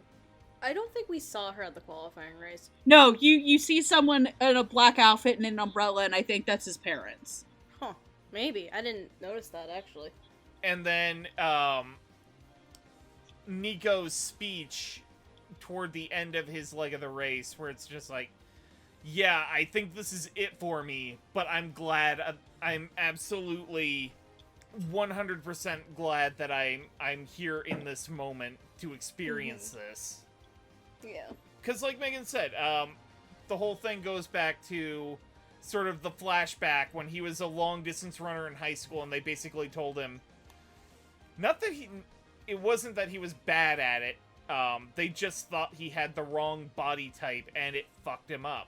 Yeah, at that point, Nico had kind of hit a wall, and he couldn't really improve much more, and eventually, like, physique would take a factor into that, so... Right. I think that's what it was. I love that was immediately segued with him first moving into the dorm, and you think for a second, oh god, he's smoking in high school. No, it's him moving into the dorm, and Tazuki's just like, you're not a child, you can smoke as much as you want. That little moment, it wasn't a great thing for the character, but it was just sort of this great little setup for how he basically set himself up to self-destruct. Prince is great. The thing I love about Mike's performance as him the most is sort of in that early stage where he didn't know jack shit about running. And he was just sort of like zombie crawling. Yeah. Just the absolutely strained breathing. The whole bit about the butterfly early on. Yeah. Yes. Like, before they figured out, oh, we can use how he reads manga when he runs on the treadmill in order to get him to get the correct posture. Oh, yeah. But it's just that exasperated, you told me this would be fun! Yup. It's great. And then, again, coming back around to the Eikden, where he's actually had the opportunity to grow and develop not just as a runner but a person, and you hear him reflect on that in sort of the like the internal monologuing, and it's just, you've seen how much he's grown. Mm-hmm. And I think it's absolutely great when like in that moment he just quotes a bunch of manga, and then you just see the little translator note in the top left hand corner. Yup. Oh, this is from Yowamushi Pedal. Oh, this is from Hajime no Ippo. This is from, such and such. This is from a popular manga. Sports manga, yep. Yeah, I think it was Hajime no Ippo, Captain Tsubasa. I think they might have referenced Haikyuu. They made a They Prince of reference Tennis a lot, reference. and they definitely do. They definitely referenced Hajime no Ippo, and I know yeah, they did reference Ashita no Joe, which is really great because every Megalobox fan in the room just went, huh? Timing, too, considering no bad, so... And Megalobox is a very good sports anime, probably #1 right now. And the one I really like is he actually name drops Hinata, and this is basically very similar staff who worked on Haikyuu. Yeah. It's Haikyuu, but for adults. More or less. But I think, for me, the character of this group that I like the most ended up being King. He is a big, dopey curmudgeon. He doesn't want to be there. He blows off training a lot. His ending monologue in the Eikden, where he's just like, "Oh yeah, I built walls around myself to protect myself from other people. I really fucked up about that. You know, I shouldn't have put up all these expectations that I knew I wouldn't be able to keep up with. But this, you know, the realization that through running he's figured all this out and he's found friends and all of this, you know? Like, I ended up really kind of identifying with that. Because like, in my misspent 20s, I was just kind of an asshole who put up walls and, like, wouldn't let anybody approach me. And then, you know, this show came along, I learned a lot of things, and, you know, here I am. Hardy said, "You look like a cool dude. Get in the van. Get in the Get in the van. van. We're going on an adventure, bitch." And now here we are. Get in the van. We're going podcasting. Yes. And then I got in the van several times. Hardy almost turned Heidi. I can't say it was Haiji, but you know. He did eventually get me in here, and here I am talking about Run with the Wind. Yep. But in all seriousness, like, I pardon the pun here, it is absolutely intended, though. I absolutely love Andrew Lovin's stuff. He just has this really nice, big, burly voice that lends itself well to sort of curmudgeonly personalities, like, and the big, gentle, older brother types, like with, Takagi-san. No, not Takagi-san. My light's off. Tanaka-kun. There we go. Oh yeah, Tanaka. Yeah. Oh yeah. He's like a vocal chameleon, and it's great. I love hearing him in things, and I hope to hear him in more things to come. So, honestly, I really love this group. A lot of very strong personalities, strong characters, and the English performances are able to hold up to that. So, absolute thumbs up here. Cool. Steph? I'm gonna kind of piggyback off of Patrick because I'm actually gonna start with King. Andrew Love is a delight. I always find Andrew Love to be a delight in anything he's in. Like, I usually have zero complaints. And the same can be said here about King. Like, I have a note. He King has such a fun presence. Like, King can sometimes borderline the old man who yells at clouds on occasion, if that makes sense.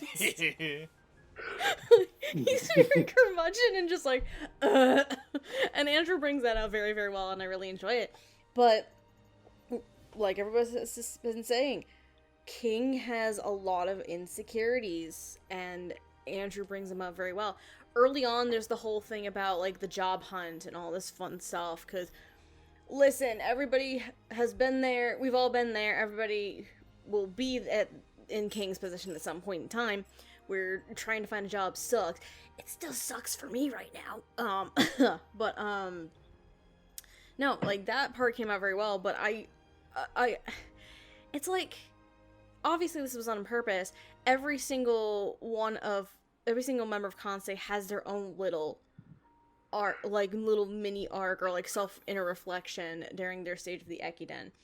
And I think King's was just so well done because honestly, I didn't really realize that essentially King's outward persona is not how he is internally. I actually didn't really notice that. And the fact that Andrew was able to portray that very, very well and keep the outward persona up and keep the inner thoughts like intact until that very moment. Kudos to Andrew to that one. Um, in terms of performances, Mike Haimoto as Prince is the most dynamic of the 10 boys, I would say. Because Prince has to go all over the fucking place. Like, Prince can be quiet and subtle and just kind of nonchalant and not give a shit about things. Prince can be just very philosophical at times, weirdly enough, but it works. And then Prince can just have the funnest of screams in the whole goddamn universe, and Mike just nails all those. Like, oh no! It's great. I would say, yeah, Mike, in terms of the cast, has the most dynamic performance of the show because Prince can be all over the place, and it works very well. And Prince's whole thing in the early parts of the show are about the halfway point where essentially Kakeru kind of helps take over coaching with Prince after Haiji is a dumbass and tires himself out because he works too hard because Haiji is an idiot sometimes. And Kakeru is just like, no, not Kakeru. When Kakeru takes over as coach for the day, and he's running behind Prince to follow him to make sure he doesn't, like, slack off, and he's trying to talk to him, and Prince is just like, well, how about you talk at my pace? And Kakeru's confused at first, but then, like, once he the whole thing with realizing, wait, let's turn how you read your manga on the treadmill into how you actually run. And Kakeru's like, is this good for your own pace? And then Prince is like, you know what? Okay. And, like, Prince has to overcome a lot because he would rather be doing anything else but this. So again, probably the most dynamic performance, and Mike, I think, nails it very, very well. Tai Mahaney as Nico is so casual, it's so natural. It's like Megan said, I fully believed Tai as Nico from the get-go, and it works very, very well. And at the same time, Nico's story throughout the course of the show too is probably like one of the more like, not traumatizing, no, that's not the word, more realistic, but also one of the more complex. That's wow, I can't even think of simple words. It's one of the more complex character arcs that he has compared to some of the other characters in this show. And I really enjoy the fact that not only this anime, but with Tai's performance, they talk about, like, the subject of men and how they see themselves and, like, from a physical standpoint, and their body and, like, body image and all that stuff. Honestly, like, this is a really good portrayal of that, and I really wish there were more shows that would take that as well and give, like, a really good, meaningful, realistic story to it. Because Tai's portrayal with those moments is just so, like, can be impactful. It's like, holy shit. But no, I think for Tai, it's one of the more natural sounding performances, and it's like, I would be friends with this dude. I'd be friends with this guy. Let's go. But I have got to say, I really, really enjoyed Benjamin McLaughlin as Yuki a lot. This is one of my favorite performances, honestly. I have a handful, but this is one of my favorites. And weirdly enough, this is another one similar to Daniel Ragojo, where I think he improved a lot as an actor. Because the first time I had heard Benjamin McLaughlin, I want to say Brandon for some fucking reason. No, his name is Benjamin.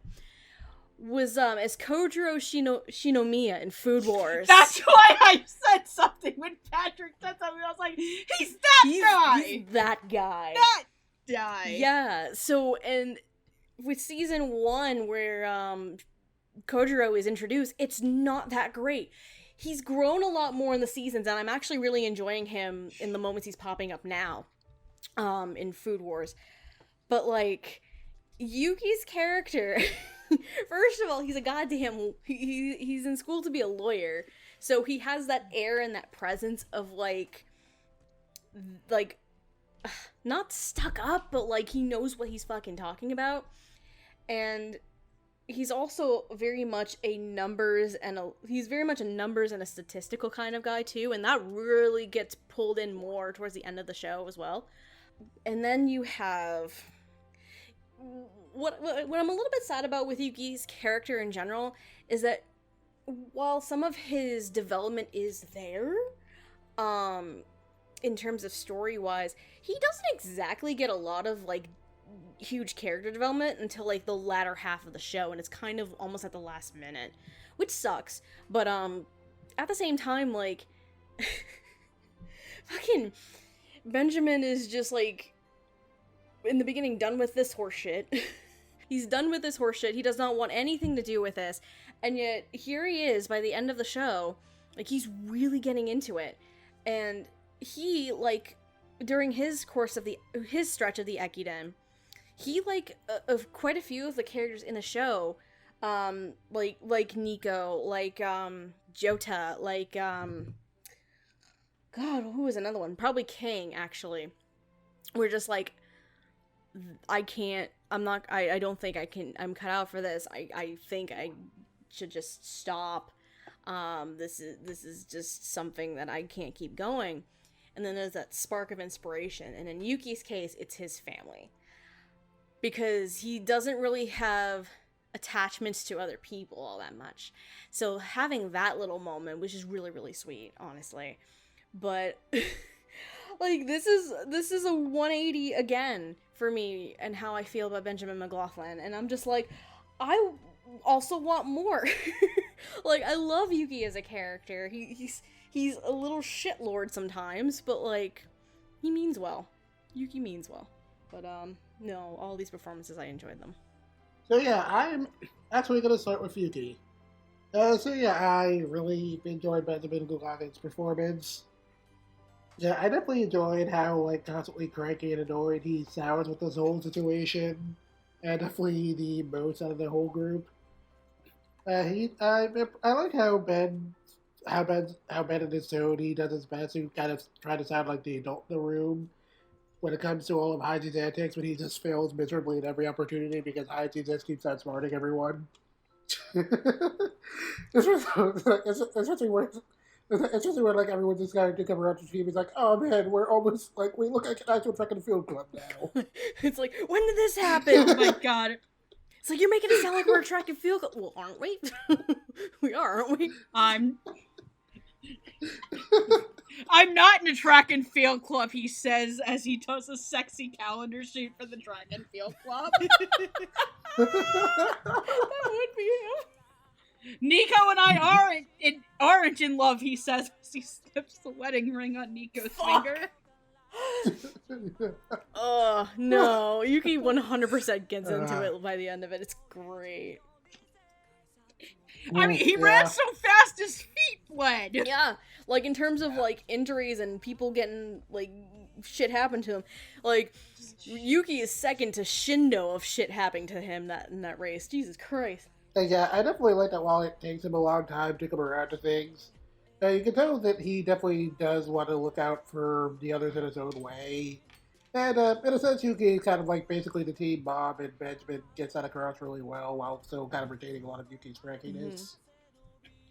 And I definitely kind of liked how somber his delivery was when he opened up to Kakeru about how he felt about his whole relationship with his parents and seeing his mom getting remarried. And like, and when we see that flashback during the Eikiden, you can tell Yuki wasn't really sure how to react to that whole situation just from the way Benjamin was grunting. I thought he got that across really well. And then like that whole bit during his look at the Eikiden where he was just kind of like partly resigning to himself that he's come around to running more than he thought he would, but he's not maybe as talented as necessarily Kakeru is, and he just kind of accepts that he might not really be able to compete with him, and like that's fine. So like, and then of course that whole thing with him seeing his mom, and his family during the Eikiden, and how that kind of distracted him for a couple of seconds and made him fall short of the section time, which I actually didn't notice that's why he.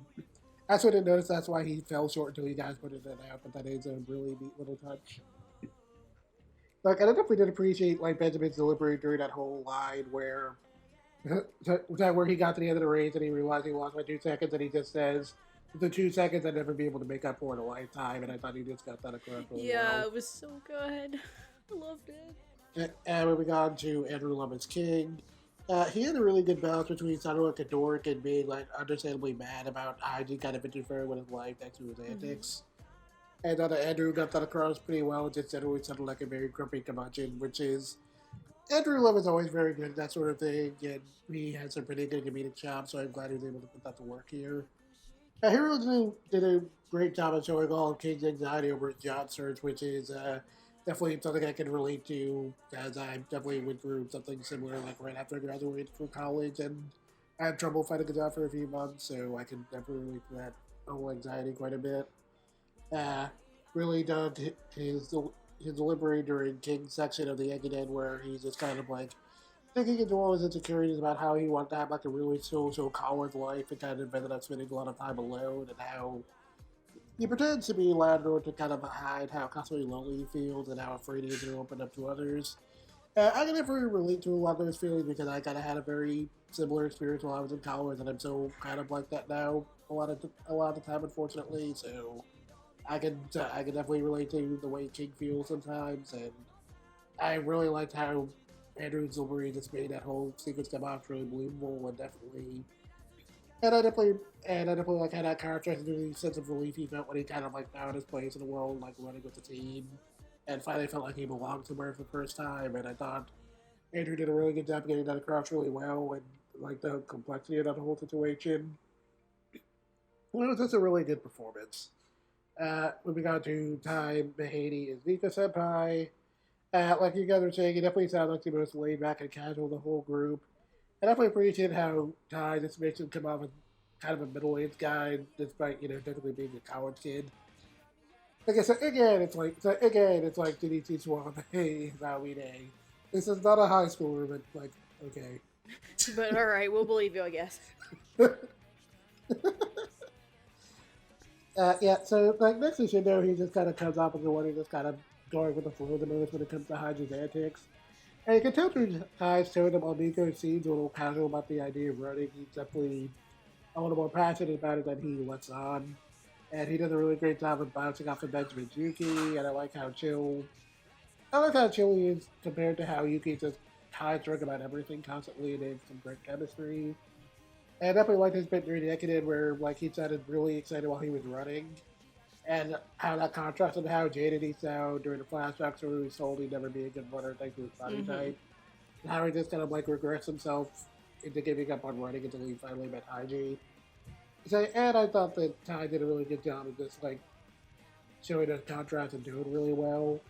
And you can definitely tell through Ty's delivery during Nico's section of the Ekiden just how much running means to him despite how nonchalant Nico tends to be about it most of the time. And again, really solid performance there. And then lastly, Mukai Moto's Prince. He did a really great job of just kind of sounding like a very pasty nerd, but without being overly annoying. And he definitely plays a very good butt monkey. And there's a lot of really, and there's a lot of really solid jokes in his expense without ever feeling mean spirited. I definitely like a lot of jokes with his shirts where they're just constantly match his expression. Especially like when he has to run in the first time, and he just sees a shirt that says "Why." I leave my garbage every time I see that shirt. Oh yeah, I love the shirt. never noticed There's that. just one. I love the shirt that just says "Why." No, yeah. Like, because I originally watched the first half to try and at least get like some of it in me for like W qualifications and stuff like that. I didn't have the subtitles on for like texts and signs and stuff, so when I did it for this rewatch, I'm like, oh my god, that is funny and clever, and I fucking love it. Like, I remember there was one shirt, he was like, there's the Y one, but there was one who was just like, ah. It was great. I'm like, oh my god, this is amazing.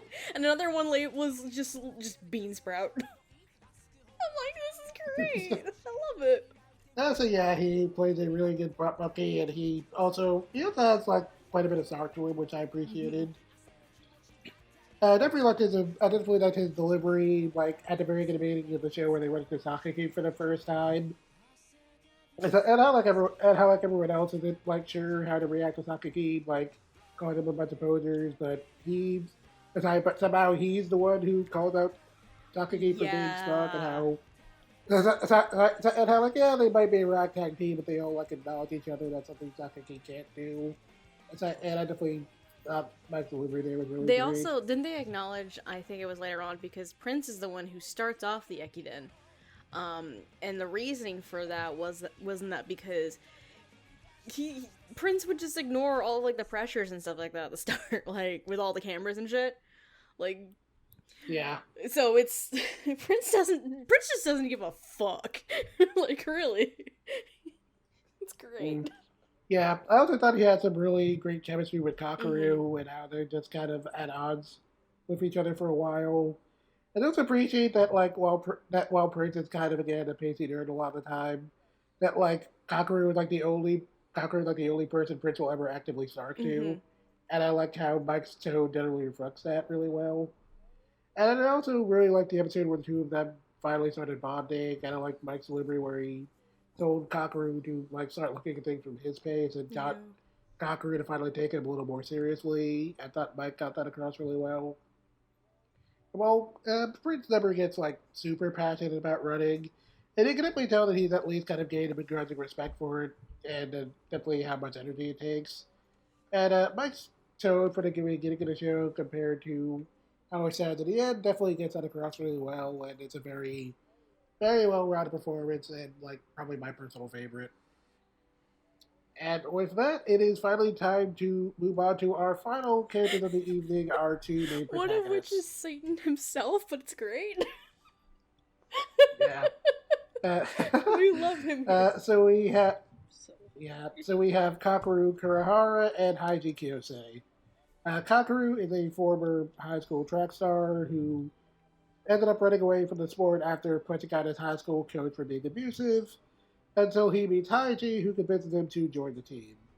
Haiji, on the other hand, is the captain and de facto coach of the Kaze team, who dedicated his entire life to track and field thanks to his dad, but after getting a leg injury, he started wondering what it really meant to run, and wanted to form a team to participate in the Hakone Eikden marathon, and again, effectively tricked 9 suckers into going along with his antics. Again, Haiji is borderline literal Satan, but we love him. He's only a little bit of a psychopath, and that's okay. What? The not bath like is murder anybody. What? The bath is It's broken? not like he's gonna murder anybody. Oh my god. Yes, Haiji will very politely but firmly blackmail you to do what he wants. It's great. Oh shit. So anyway, playing Kakeru, we have Gabriel Gojo, and for Haiji, we have Blake Jackson. Gabriel Gojo has played such characters as Kufa Vampire in Assassin's Pride, Leon Kuzan, Moonlove Alternative Eclipse, Takeshi Nanase in Magical Warfare, and of course, just to hurt Steph and Megan, Alba in Dramatical Birth. I knew it was coming. Thank you for that reminder. Because I'm sorry, I'm like here snickering about the fucking name Kufa Vampire. Shit. I swear to God, I'm very surprised none of you Patreons have forced us to watch that yet. Please don't say that someone will. We do have... Josh! Listen, the About Patreon... Jesus. Listen, the Patreon raffle is just around the corner again, so don't even start. Josh, you know what to do. You realize you're gonna be stuck doing it if that happens. Josh, you know what to do, buddy! Your ass is fucking watching it, Megan. Listen, I can tempt fate all I want. Fate hasn't bitten me in the ass yet. Yet, she says. Also, let's be real. We can And just fate- club Noah in the back of the head and throw him in the cage. Exactly.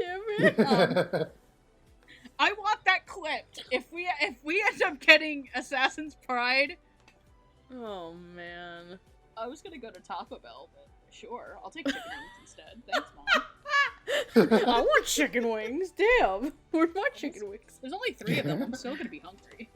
Anyway, Blake Jackson, on the other hand, has played such characters as Chikinuma Murame from Actor Cell Connection, Izumi Norito from Omid in their 7th season, Andromeda Shun from Saint Seiya, and the new voice of Baki Hanma for the Sentai dub of Baki. Wow. Okay. So I can go first again, Megan. Yeah, let me shove some chicken fat in my mouth. Where's my chicken wings? Rude. Excuse me. I was gonna say, before my mom came in and gave me chicken, that if we get Assassin's Pride and it wins in the Patreon poll, you are free to clip Fate. And if I ever do another episode, okay, I'm gonna say this. If I ever record an episode where I sound like I'm in audible pain because of the show I'm watching, all of our editors are freely allowed to clip the Fate has never bit me in the ass before moment and somehow interject it into the episode. Oh, yes. Oh, yes, that's a note for later. It's free real estate. That's a note for later. That's free real estate. So, let me start with Gabriel, right, the other one. The other Ragojo. The other one. There's 2, oh my god, there's 2 of them. That's Kakaru. So, one of my biggest fears going into the show was, and no offense to Scott Gibbs, was that they were going to cast Scott Gibbs as Kakaru because he literally looks like Kageyama. Not wrong. So, Gabriel does a really good job getting Kakaru across, and one of the things that I like about him is that as much as people will probably complain that it sounds stilted, it works. Because Kakaru has no sense of how to interact with people. Mm-hmm. Kakaru is a hamster on a wheel. Yeah. Like, he just run. And as Haiji says, I'm gonna call you Run Buns, because you like to run and I like your buns. No, wait, that was not actual dialogue. I'm sorry, that is a line from 50% off. But Gabriel does a really good job getting Kakaru's character.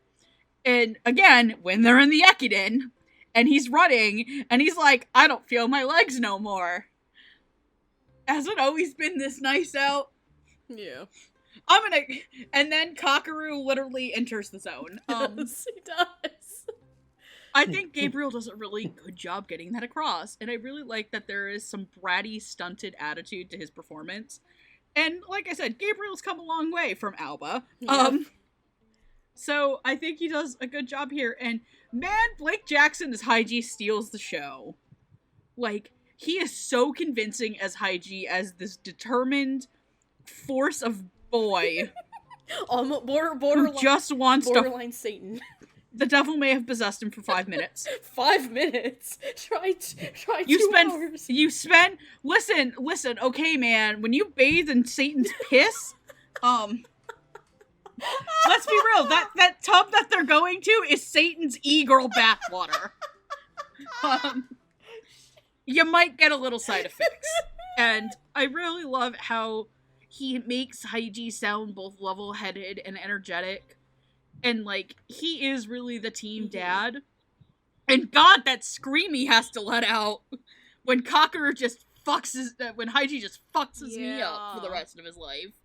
Because, like, even in the time skip, he's permanently limping. He'll never run again. Competitively. And, man, Blake was just so good. And he's a real big highlight of the snub. Like, if you needed to, like, see if Blake Jackson's a great actor, this was the show. He nailed Haiji from the second he stepped on stage. There's the comedy, there's the drama that you need to pull from him. So overall, great job. I am going to eat my chicken. Okay, Patrick. Kakeru is, like Megan said, I do appreciate that Gabriel actually does play it a little stilted. Just because, yeah, Kakeru has basically been doing track and field for a while, and you know that gag in SpongeBob in the episode where they do like the fancy restaurant? where SpongeBob basically has to cram every ounce of, like, etiquette into his brain to the point where he threw away his own name in his own head. That's basically Kakeru with running and his social skills. Accurate. Accurate description. Particularly to the point where, at a point in the series, it literally becomes that gag where SpongeBob's brain is on fire. Specifically... Mostly because Kakeru wants to punch out motherfuckers. Yeah. Particularly where that lack of social skills leads him to punch people. And then nearly punch people. Yeah. But yeah, I really like the fact that he got through Kakeru's sort of asshole-ish side in the first half of the show. And then after he told off Prince and then had to apologize for it, where he sort of just accepted this group of misfits as his team and his friends and just generally warms up to everybody around him, that I think was really great. And then the whole thing in his leg of the race, of the Eikden, where he basically ends up getting a runner's high that is incredibly intense, to the point where the second his leg of the race ends, he hands off the sash. He finds out, oh, he just beat the record that was just set, like, not 10 minutes before this, by Fujioka. And he's just like, oh yeah, I'm gonna run over to meet Haiji at the end of the, No, yeah. Those reporters were trying to get a statement from him, and all Kakeru was like, Prince, we gotta go! We gotta fucking go! We gotta go get to the end! And Prince is just like, stop! Yeah, it was so cute. Stop, no, my The reporters are just hammies. the reporters are just watching them run away. It's like, okay. At that point, could you say that Prince had steamed hammies? Fucking hell. Oh, I hate you, feel love it. you. Oh, God. Yeah, and, Haiji's a literal fucking devil. We love him. Like the actual devil, down to the point of having the contract. You can't slip out of it. You can't... It's great. And, like, Blake Jackson does a great job with, oh, I'm trying to think of a character that's similar, where it's just basically, with the smile, it's just like, oh yeah, Ned, don't you be going and running off now. Oh, if you want another, like, sports anime equivalent, Taichi comes pretty close, actually. From Haikyuu. Wait, that's No, Taichi? no. I'm saying, like, in terms of character. Oh. Like, how Haiji's just, like, like, saying the good words, but, like, now, why don't you come along and don't be a fucking asshat? And then, like, in terms of, like, kind of personality-wise, they're similar to me. Like, If that makes sense. the tone of his voice is gentle, but the look in his eyes are murder. Yes. Taichi does that too. Like, I absolutely love it, and God, the whole thing with his end of the Eikiden, where he is basically keeping himself going on, you know, competition-approved painkillers, duct tape, and just the sheer will to live. My heart broke for him. Yeah, and then that point just right before he gets to the finish line, where he shatters his knee for life. Like, the scream he lets out, and then just seeing Kakeru at the finish line, and just giving him the drive to finish this. Ugh, that made me a little bit clamped. And Kakeru could tell something was wrong. Like, he could tell Yeah. that was it for Haiji, too. I'm like, my heart broke. Yeah, basically a career ender. But then again, he was the one who basically got the job as the as the corporate coach for a running team, right? Yeah, he's gonna be coaching a corporate Yep. team now. Yeah. Like, in the end, I think... Be a better coach than your dad ever was, Kakaru. There we go. Oh, wait, no, Haiji Haiji, my was. bad. I got them- Kakeru and the twins, I think, are in their 4th year at this point after the time skip. Yeah. Yeah. They're the only 3 left Yeah. at Kaze. Everybody else graduated. Like, these two are, like, absolutely great. Honestly, the two of them together, I think the opening scene of the show where Kakeru is basically fleeing from the convenience store clerk, and then Haiji chases him on the bike and he's just like, hey, do you like running? Mm-hmm. That was a really strong opener for the show. Mm-hmm. I really like these two. Their dub performances are really great. Just thumbs up all around. Okay, Steph. Oh, I gotta top that one, huh? So first and foremost, I probably said the exact same fucking thing when we talked about Surene, what, a year and a half ago now? My, have we come a long way from Dramatical Murder. Cause Lord, By the way, you can now officially buy the game from, Jas Blue, and it's on that's Steam. right. Shit. And I can't stream it on Twitch because it's banned. Yeah, that's a horrible idea. But Gabriel Rigojo as Kakeru. A lot of that has been said, I'm going to agree with. The fact that there are moments where it can be very stilted and kind of awkward, that's the whole point. Because Kakeru just is not great with social cues. Like I said earlier, like we were saying and joking earlier that the twins don't know how to read a fucking room. Kakeru comes at a close second to that. He's not really great with social skills and things like that. But I think the main thing I kind of want to talk about with Gabriel as Kakeru, instead of kind of repeating some of the same things, is I really liked how Gabriel Rigojo portrays Kakeru's, like, internal conflicts very, very well. Because a good portion of the show and the character development that we see in the arcs and stuff is with Kakeru for the majority of it. Because even though he's this really socially awkward duckling over here, it's a lot of it comes back to his own trauma from high school, because it's a mix of all of the expectations that were placed on him being the star runner of their team, but it also caused a self-isolation for him too. Like this self-isolation because everybody else on the team saw him as an impossible goal, including Sakaki.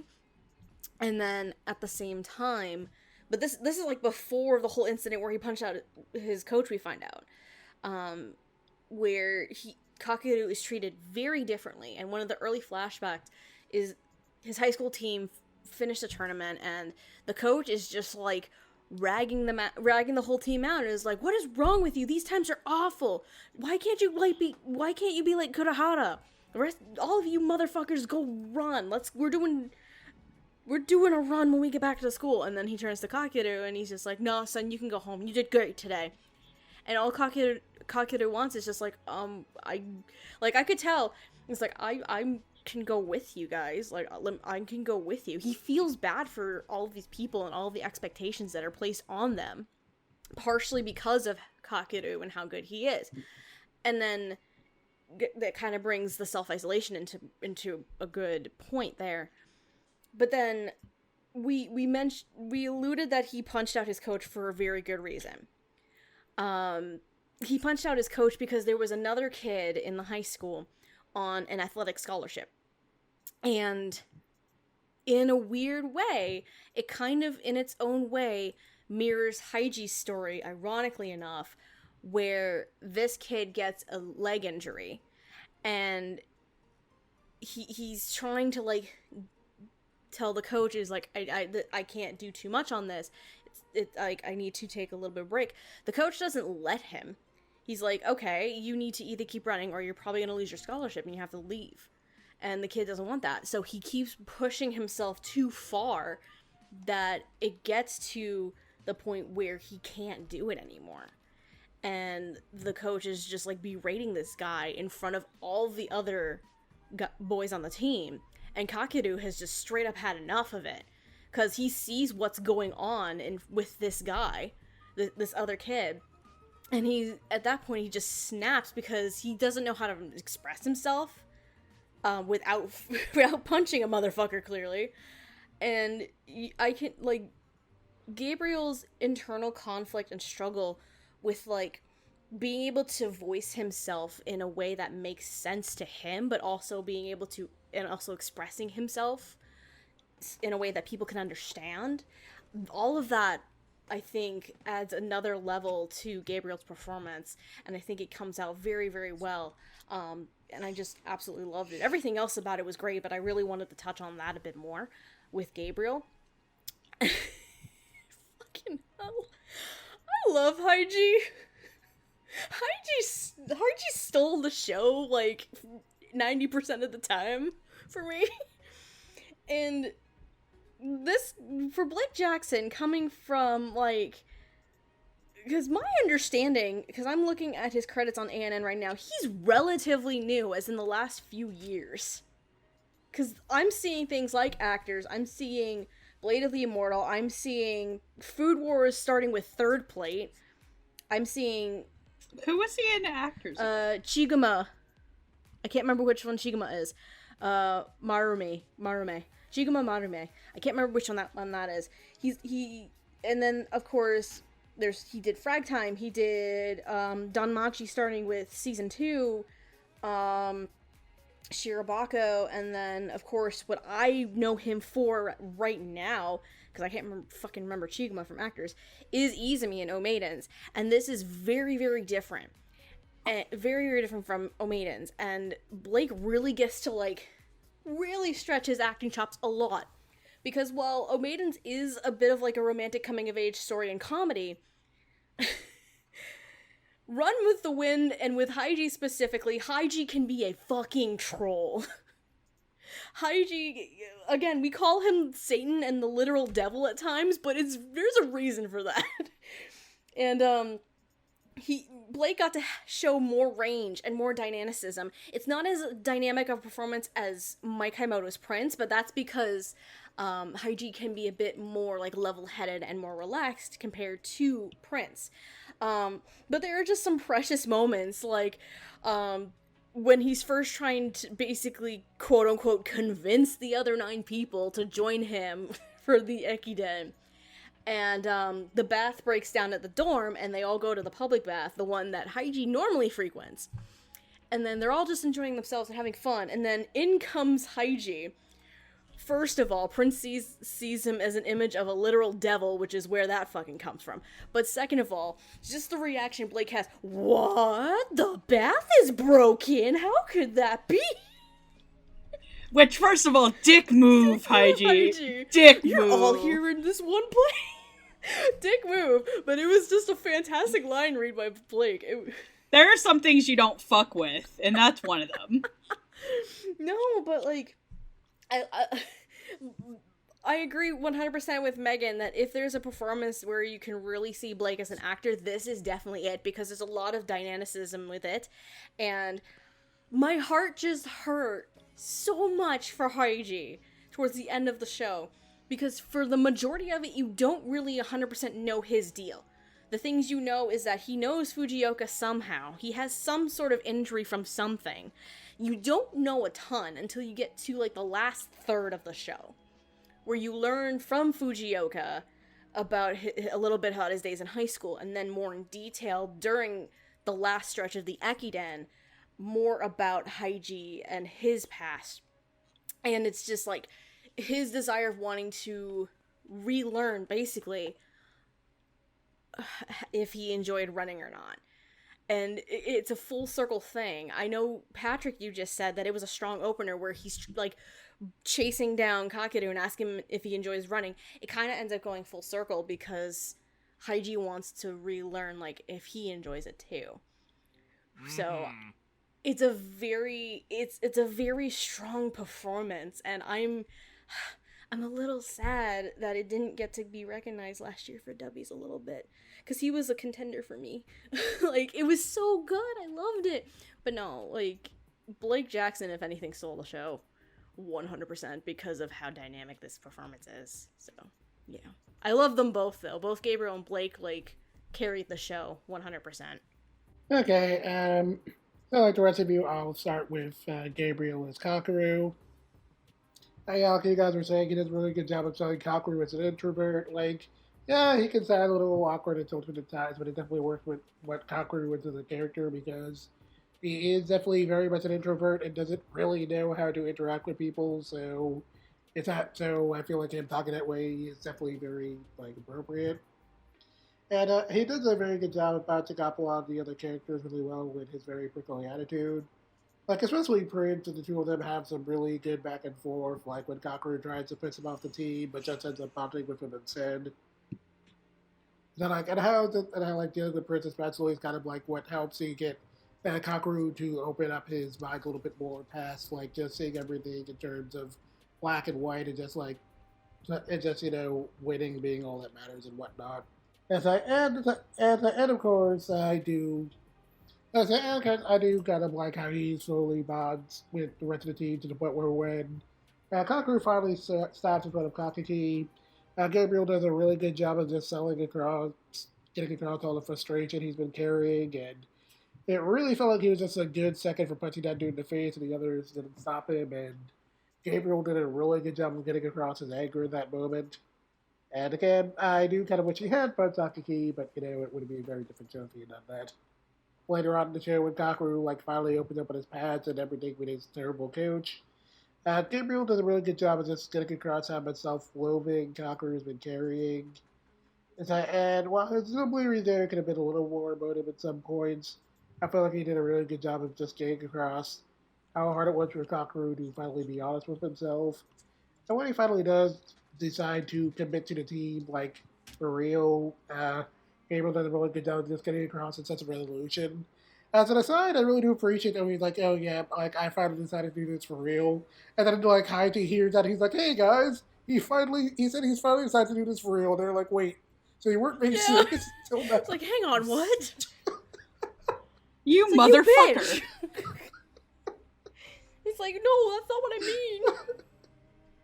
It's like, no, I was taking it seriously, but not that serious. Is an awkward turtle. It's great. Yes, but also no. Yeah. No, but also yes. I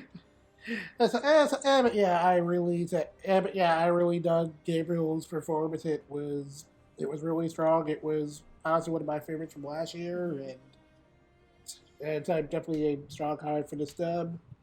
And then moving on to Blake Jackson as Haiji. As the devil. I said this before when we were doing the O-Maidens episode, but there are definitely some points where his delivery sounds a little more like stage acting and voice acting, and the way he kind of like tends to project his voice sometimes sort of sounds like he's maybe like talking to an audience rather than just like maybe talking to himself or like other characters.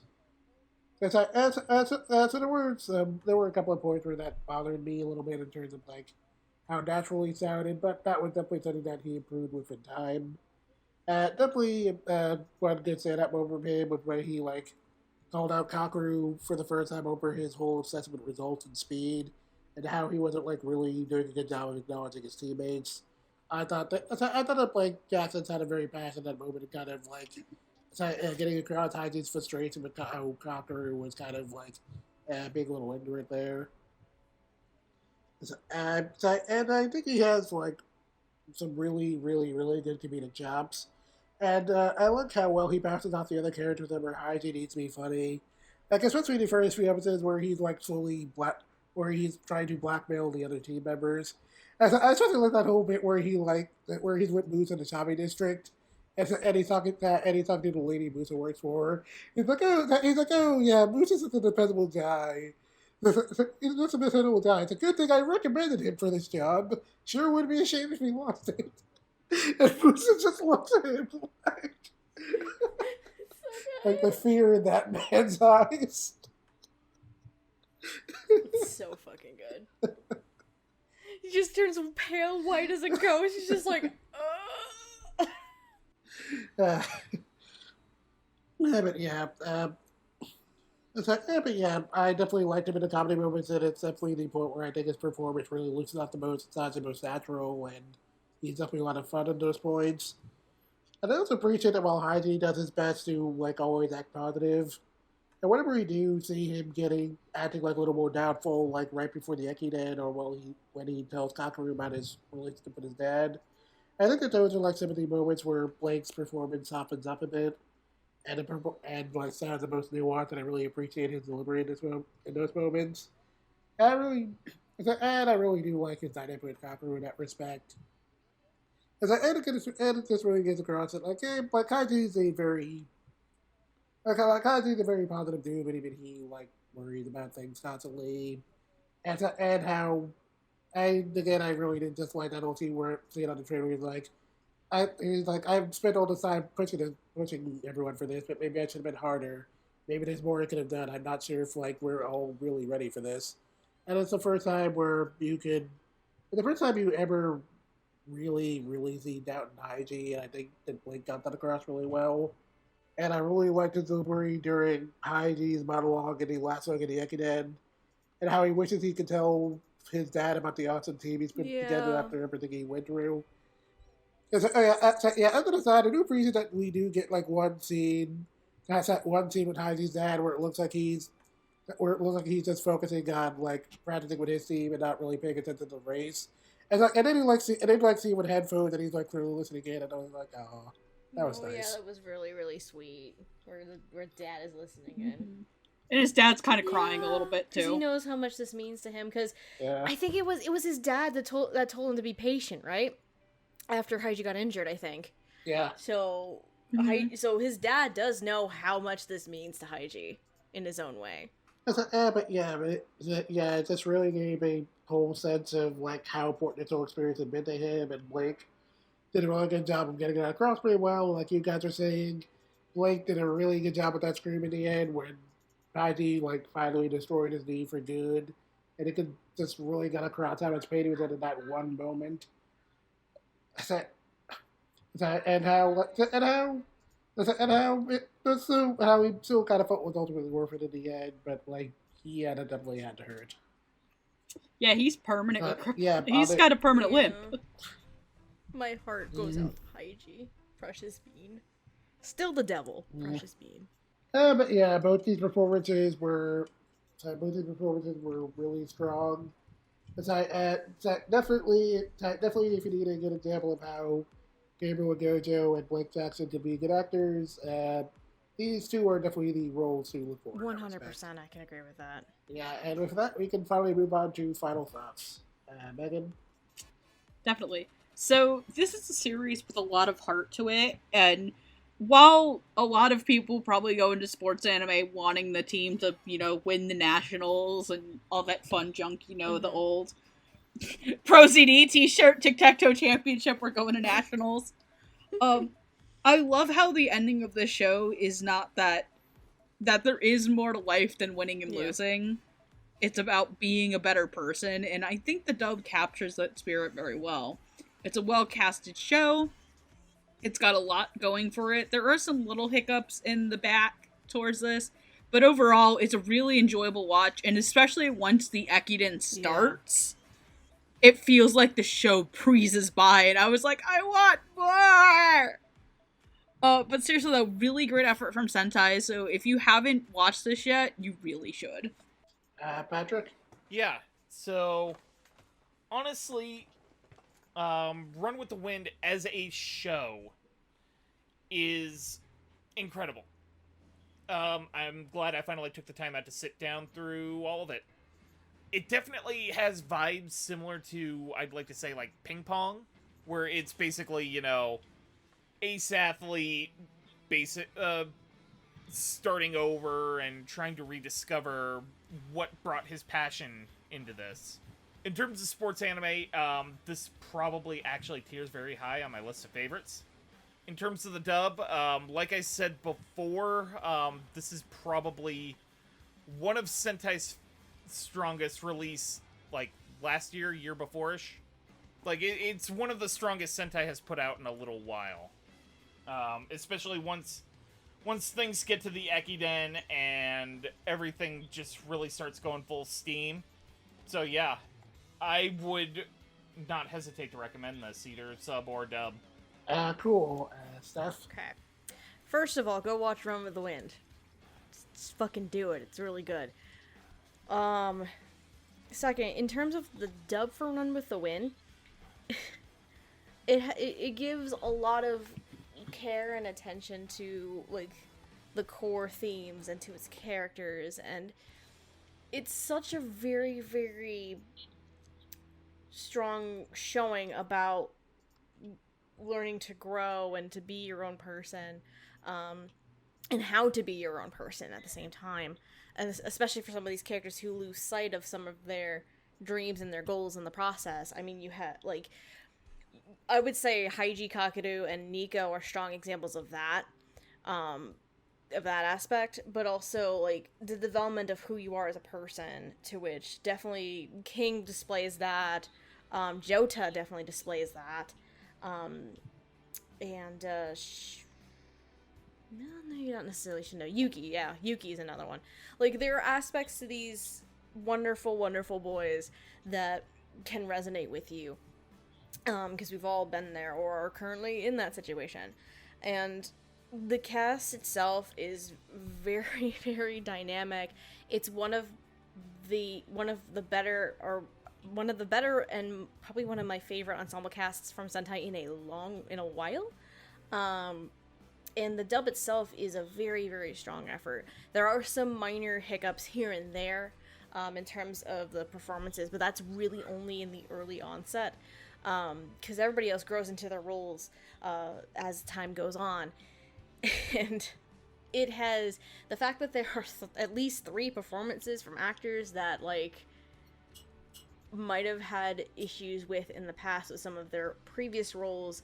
They've like, you can see how much those individuals have grown as actors, and their talents are very much on display here, and it's very please go watch Run with the Wind. Please go watch Run with the Wind. It is a fun show. Probably it's probably one of among up there as one of my favorite sports animes at this point too. And you can't tell me the Eikden is not Eikden is probably one of my favorite little tournament arcs in a sports anime. Like, fuck you, fight me. Like, it's so well, it's up there. It's so well done.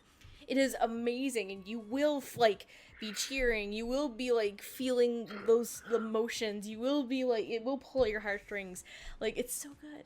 Please go watch Run with the Wind. I have my premium set in the mail from a Sentai sale. Please go watch Run with the Wind. Run with the Wind was a show I wasn't like totally sure about when I like first started watching the simulcast, but I got really into it as it went along, and it ended up becoming one of my favorite sports anime, and definitely like my favorite ensemble sports anime, since I'm kind of more of a solo sports anime guy, like, you know, your Hajime no Ippos or Hikaru no Go, stuff like that.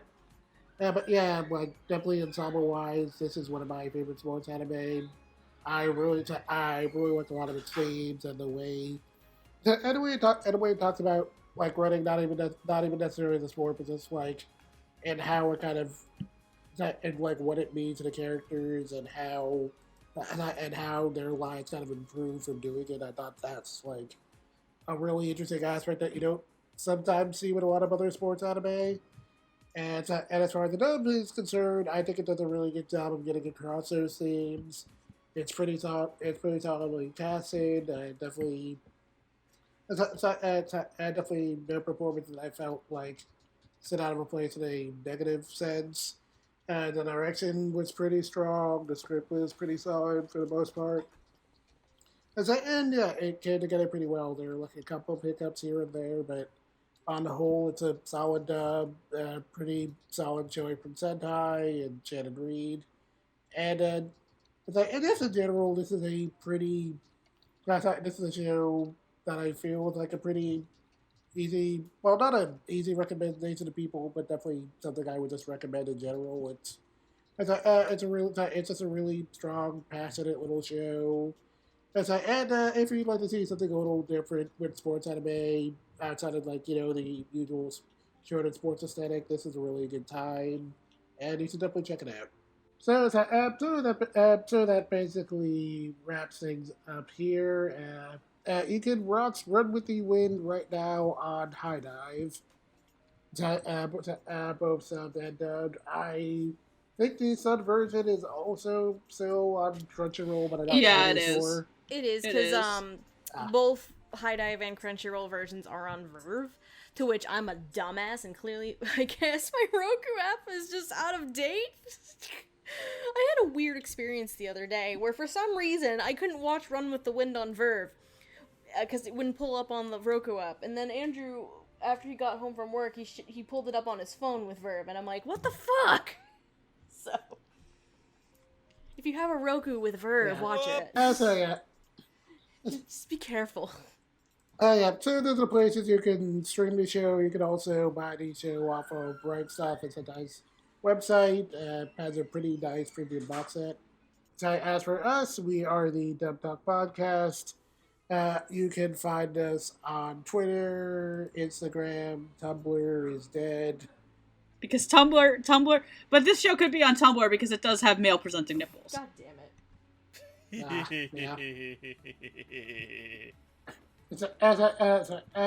can also listen to us on YouTube, Spotify, and Podbean. And Apple. If you'd like to support anything we do, you can support us through a Ko-fi or through our Patreon. And before we wrap things up tonight, I'd like to give a shout out to our patrons. At the $5 tier, we have Megan's Mom and Dad, Michelle Travis, Miraculous Corazon, Nico Ramen with Yowie Hands, Sue Tweedy, and Victor Marabota. And at the $10 tier, we have Brandon Best, Carly Lessicow, Crimson Akinda, Jacob Wilson, J2 a.k.a. Jared, Julia W., Marissa Lenti, and Otaku Anthony. And again, thanks for all your support, guys. We really appreciate it. Yay, thank you. Patrons are awesome. Yes, patrons are awesome. And before we wrap up tonight, do you guys want to plug yourselves real quick? Hi, I'm Megan. You can follow me at QueenHero2 on Twitter. I mostly shitpost. Okay, Patrick? My hammies are still on fire. God damn it. But you can find me on twitter.com at Roots of Justice, where I mainly retweet cute animal pics, talk general fandom. Why don't you come on down? Have a good time. I also have some stuff on the back burner that will hopefully be brought up to the front burner sometime soon. Hello, my name is Stephanie. I'm sometimes known as Lilac here on the internet. You can follow me on Twitter at Lilac Anime Review, with review being spelled R-E-V-U-E. I also have a blog, lifeandtimesoftaco.wordpress.com, where I sometimes like to post things, but I may as well throw this out there too, and Megan, if you want to throw it out there too, I can start streaming now. Yeah, same fam. We're starting to slowly try and utilize the Dub Talk Twitch a bit more. At the time of recording this, I know Megan will be streaming Fire Emblem Three Houses on Wednesday, and I'm gonna start... It depends on what I feel like. I'll either stream Three Houses or Xenoblade 2. And I might start a third series eventually, but that's the one I'm playing blind. Which Jet I upgrade my internet. Jet would enjoy me playing that particular game though. Megan's been doing some streaming with the Twitch on Wednesdays. I'm gonna start streaming as of Wednesday the 10th. I won't get to do the 17th because another thing is recording and Andrew's involved. But I'm gonna be starting to stream the game Limbo, so it'll be a fun time. Because I have a new fucking computer finally. Hallelujah. Hey. And it's not a Mac. So everybody's like, don't get a fucking Mac. Everybody's like, don't get a fucking Mac this time, Steph. But God, relearning how a PC works has been interesting. But yeah, come on by the Anyway, Twitch this streams. episode has been going on for But yeah, long come on by the enough. Twitch streams. We have fun. We're trying to do more Twitch streams now. So. As for me, I'm Jet. You can find me on Twitter at DefineNego, where I will usually be talking about anime or cartoons or like some nonsense. You can also find me on my blog Animation Infinity, where I will sometimes write things if I feel like it. And you can also hear me on another Podcast O&A, where we'll usually be shooting the breeze and talking about anime news and general fandom stuff alongside one of them talk host Andrew. So that more or less wraps us up for tonight. Thanks for coming on, guys. Nice. You're welcome. I'm Yeah, it was happy to have fun. gotten to do this one. Just do me a favor, Jet. Please don't make us run all the way back. Please. I know we've been good for 3 hours now, but like I don't want to run all the way back. Can we not, please? I'm not cut out for this shit. My habits are Talk- Knees to your chest and lean forward, girl. Knees to your chest and lean forward, and that's how you Sonic roll. But to say lean forward, I'm it's, like, listen, I'm a bit front heavy. No, I'm not front heavy. I'm top heavy. so am I. I'm top heavy. That is a horrible idea. Let's say, don't make me do that. It's fine. We're not getting paid enough for this anyway. You get paid? Look, That's news to Jet, me. we all have a real answer Wait. of what we can do. You get. I'm calling my union. Jet, I have an idea. You know who we can make run for the rest of us? Andrew? Well, yes. But let's just say, we could always just make a dog team out of Andrew, Noah, Jamal, and Lack and Hardy. They can take us home. Yes! Jingle, just put them in front of a sled and put it on wheels. Congratulations. Zen can ride with us. Zen and Gigi get to ride with us. They cool. So does Jackson. Mush boys, mush. Mush boys, mush. See, we found the problem. Anyway, thanks for letting us run with you, This Jet. has been fun. Yeah, this is Yeah. great. I finally got to watch the Yeah. show, and I really loved it. I know, me too. I'm so happy. Awesome. So thanks for listening in, everyone. And until next time, we'll talk about my friends. Good Otaku night, on. everybody. Otaku on the dubba. Andrew's still in Horny Joe.